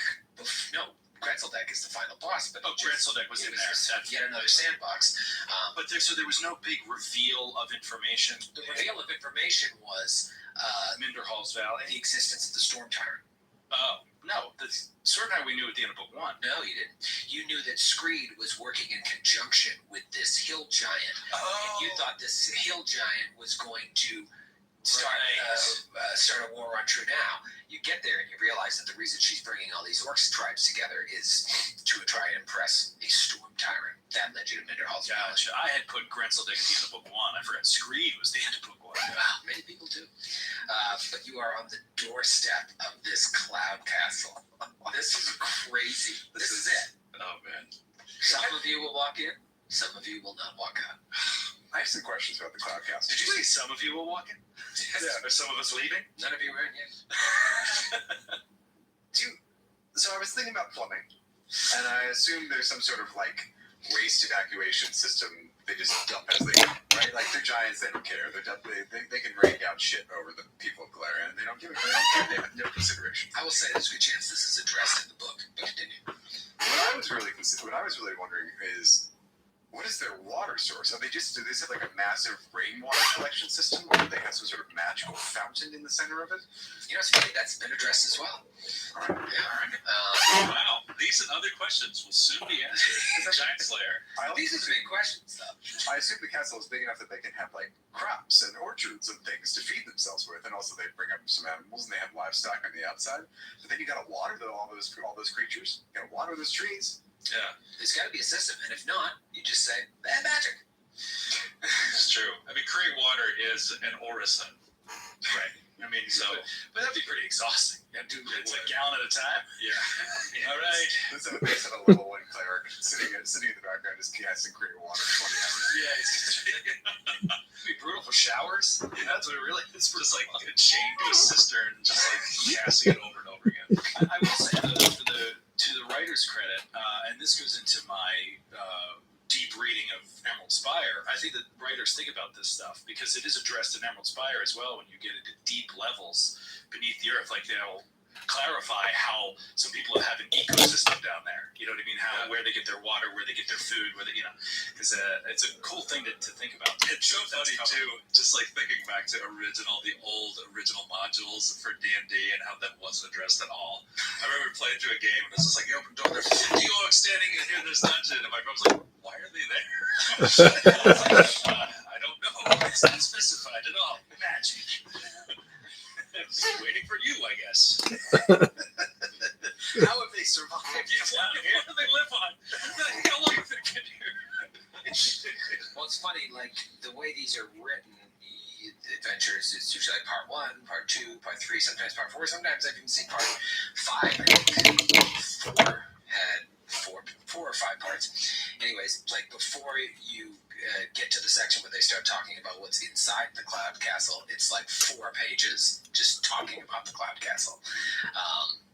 And so a lot of it answers these questions, and some of it is an answer to you discovered, and you might not. This is such a massive structure, and you can see it's massive. Football fields upon football fields. I don't know what you're going to find and what you're not going to find. Are you going to be completionist and find everything? I don't know. I doubt it. That doesn't seem like our style. It's not. No. You kind of zipped straight up here. You know what I mean? We talked about it last week or the week before, maybe, about how there's stuff in the Caldera that you just, let's just get to that castle that is now no longer part of the story. May come out in other ways, may not. Likewise, they just get rushed to the Storm Tyrant. It doesn't seem like the most prudent way of going about this. You need more intel. You know, he's got lieutenants and a lot of people following him, but you really don't know anything about what's going on in here until you walk through the door. Guys flew up here, climbed up here, one of you, get into this aerial battle that we did 100% correct by the rules. Yeah, as soon as you get into 3D combat, I'm just like, all bets are off. I hate it. I'm sure it came up at like a Paizo meeting once. Like, should we address this? Should we address three-dimensional combat? And they're like, nah. That's all they said. That was the meeting. That was the meeting. Nah. We'll table that till All next right, week. let's take lunch. We have 15 books to put out in the next 72 hours. Can we please focus on what has happened right now? It's like in our Monday meeting, Joe will bring up the same thing to me that he's been brought up for the past like year and a half. He's like, when are you going to take care of that? I'll be like, nah. It's the same thing with like three-dimensional aerial combat. But you know, you hard-fought battle. Nobody fell out of the sky and died, although a couple of the Yaogwai did fall. And as you land the killing blow on one of these cloud giants, you see that Yaogwai still falling. Joe said to me after we stopped recording, he's like, did you forget about the other Yaogwai? I'm like, no, he's no longer relevant. So you see him falling and falling and falling until he disappears into the clouds. Where he lands, no one knows. But we focus in on those clouds. We immediately fall. I jump on Metra's back.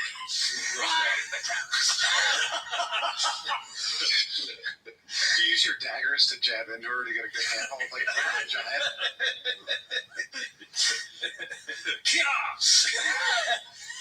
Imagine this huge body. This was a huge creature, just falls. You watch it fall. You don't have to stack my Metra like that. That's a huge creature. It's huge. Metra. No, this huge creature falls and just disappears into the cloud cover. We focus in on those clouds. And from those clouds, lights start to emerge. A bright, bright light. And the clouds part, and we see lights fade up on a sun slowly rising. We're now somewhere else. And as the sun crests the horizon, we can see in the foreground a vast desert that just seems to go on endlessly. We pan away from this bright white light. It's too hard to look at. And we see pyramids dotting the skyline. A small oasis nearby, closer to us. Half a mile away or so from the oasis, there are several modest little buildings, huts, indicating there's a village nearby. We want to close in on this oasis, and as we do, we see three adolescent boys sitting about 15 feet apart or so, each with an Osiriani man or woman hovering over them. Older Osiriani person. We quickly jump to just green eyes, hidden behind a shock of dark auburn hair. The eyes dart open and look up at an older Osiriani woman who looks at the boy sternly. He looks at her and just shakes his head, kind of embarrassed, and she looks disapprovingly at him. Brandir, your mind is clouded. Your power is arguably the greatest of your brothers, but it will be wasted if you cannot find the sky behind the clouds. And the boy's like, let's try again. I could feel the presence of an artifact nearby. I could feel it in my hands. I was so close, but I can do it again. Let me try again. Like today, my child. Rest. And we would try again on the morrow. She walks away, leaving Brandir sullen, a little defeated. He looks across the small pond where one of his brothers sits cross-legged under a peach tree. He edges closer, sidles a bit nearby so he can hear the elder speaking. What did you see, Father dear?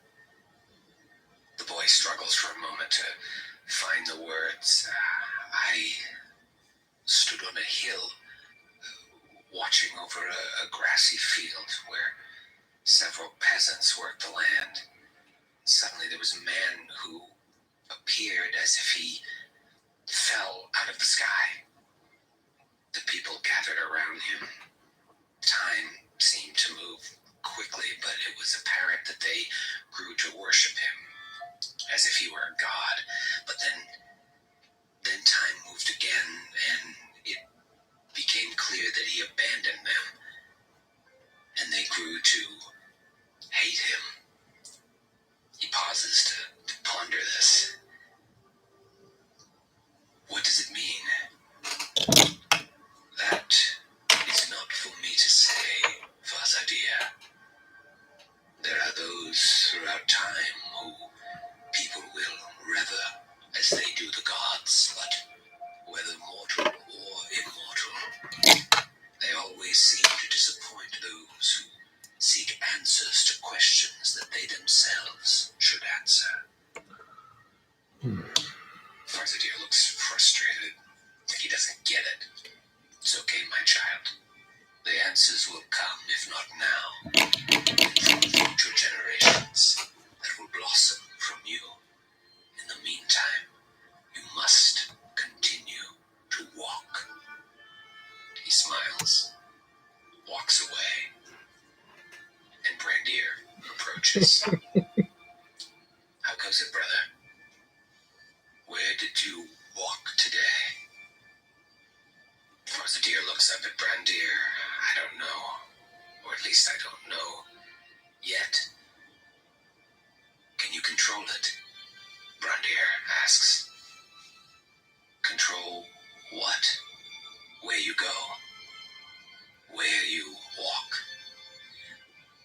Fazadir answers, the elders say that I can, but it feels random to me. Over time, perhaps I'll gain the clarity to control it, or if not me, future generations of my family will. Brandir stares at him for a moment. Perhaps the word family strikes him in a way that gets him thinking. Can you walk to our past? See our real parents and find out why we were separated, why we were brought here. Perhaps I could walk with you and we could alter what happened so that we never left. He's getting increasingly, maybe a little manic as he talks, and Fazadir physically leans back. No, brother. That is not how our gifts work. We cannot just toy with the fabric of time. Brandir cuts him off. These gifts, these powers were thrust upon us. What good are they if we cannot use them to find the answers to questions about who we are, who we were? Fazadir starts to get up and walk away. No, brother, I'm sorry. And Brandir grabs Farzadir's arm as if to hold him back. And as he does so, Brandir's head flops back and he lets out a guttural, like, oh. And suddenly Brandir finds himself atop a hill, looking over a grassy plain. There are several farmers working the land. And as he stands there, his gaze is brought up where he sees a man falling out of the sky towards the earth. Brandir follows him, and right before he hits the ground, he's brought back to the oasis where Farzadir has now pulled his arm away. Brandir looks at his brother, and right around his arm, where he grabbed him, is a small, faintly black impression that appears to ever so slightly smoke. Fazadir looks at Brandir in shock. Brandir is, I'm sorry. I'm so sorry, brother. I'm sorry. And he rushes away. And the lights fade out. Back into these clouds. Back to where the Yaguai fell. Perhaps to the earth.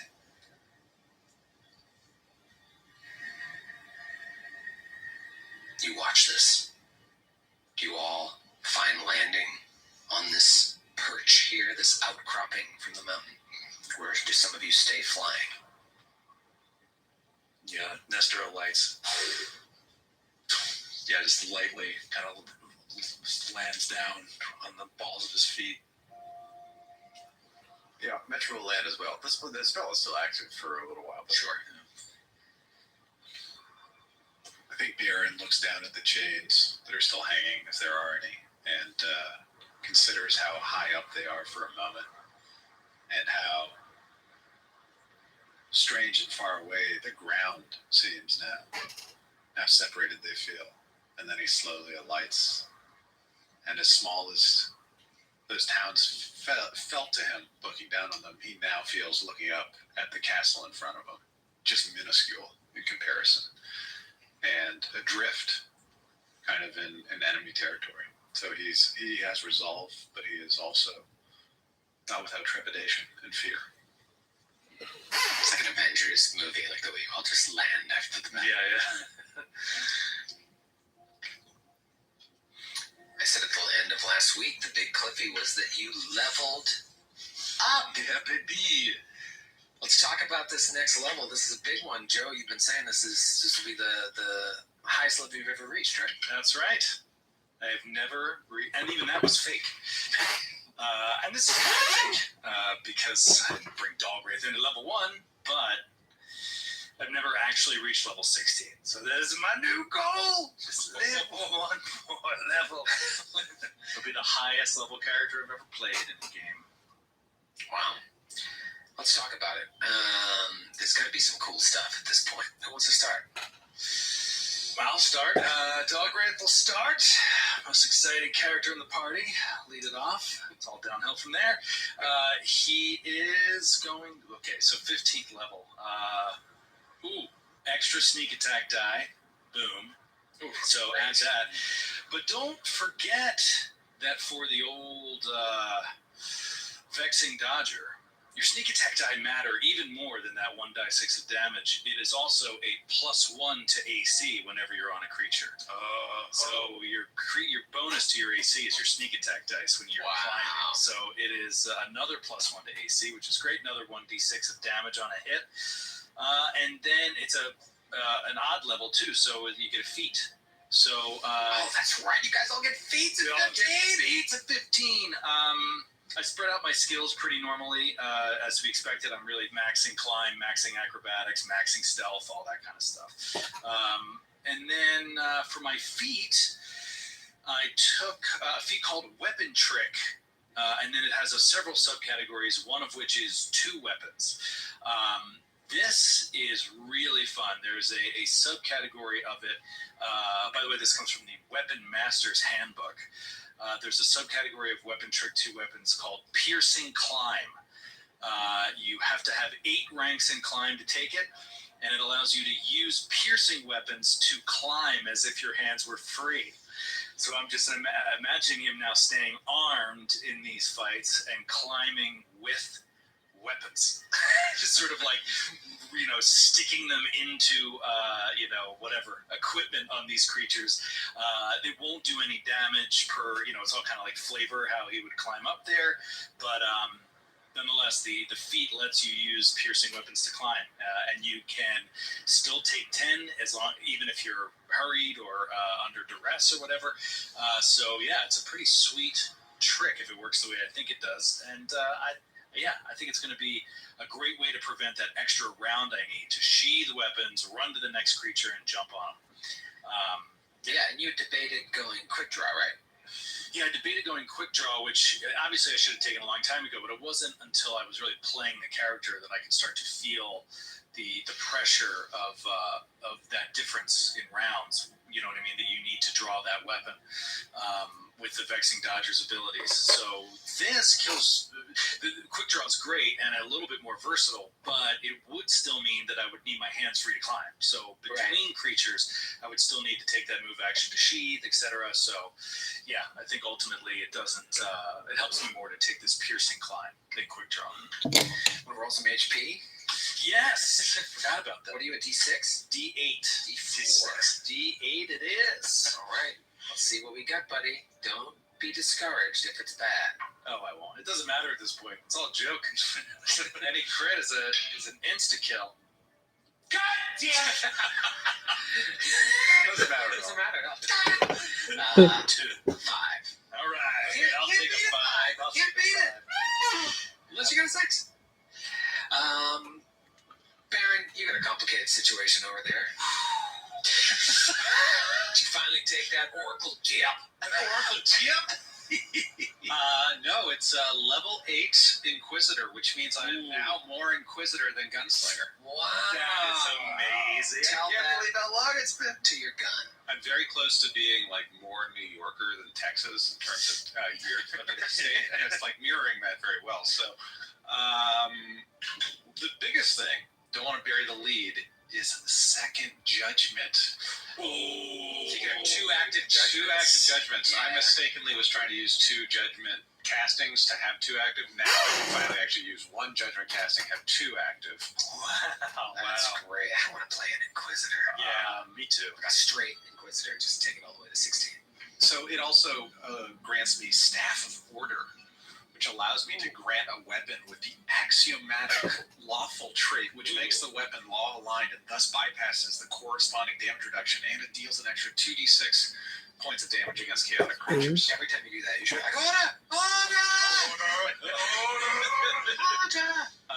And then another exciting thing for 8th level Inquisitors, at 5th level and every 3 thereafter, you can swap out spells. So, You do a little spell swap. I did a spell swap, 1 for everybody, and 1 particularly for my dwarven friend, Dalgr. The first one that should be exciting for everyone.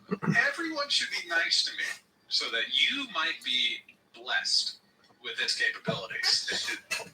Is I replaced Shield of Faith with Lend Judgment. That sounds like Kobold Press if I ever. It's an ultimate magic, to answer your question. Created. How do I spell magic? It's like that Red Hot Chili Peppers album. M-A-J-I-K. You create a conduit of divine knowledge and outrage between you and your ally. That ally gains the benefit of 1 of your acts of judgments, as do you. Whoa. What are the other things? You cannot use a judgment, for example, if you are not in combat or frightened or unconscious, and so on, or change judgment, the ally loses the benefit of the judgment. You know, snuggle time. That's For a minute or exciting. two. That's awesome. So that's You just give me the level 1 snuggles. spell. Okay, And she Shield gave of you Faith just snuggles. wasn't stacking For a with few anything minutes. anymore. It wasn't really worth it. So, Then I gotta go can I back ask to you a work. question? Can we Okay. delve off topic for a second? It's on topic, but Okay. I want to include another show. You've gotten a few levels in, and now 8 levels in Inquisitor, few levels into War Priest. What's the difference in like the feel of the character? Much more healing focused. War Priest is more healing, and I think role playing wise, there's a lot more necessary lies, ability to cast outside of your school. Thematically, there's a lot of kind of doing the dirty work and kind of almost torture to get things out, kind of like a Spanish Inquisition thing. Oh, okay. Because a war priest is a cleric fighter, right? Hybrid, but Right. an inquisitor is its own thing. Yeah. Right. It definitely feels that way to me. I love it. I wouldn't mind. I wouldn't mind kind of like playing a full Inquisitor. I think it would be amazing. Level 15 actually, but I think everything synergizes well. But it's been mostly synergizing for me outside of cure spells. However, that changes this level because I've replaced silence, which now is imbued upon my gun with the gloves I use. Don't lose those gloves. I have them tied to my jacket with elastic.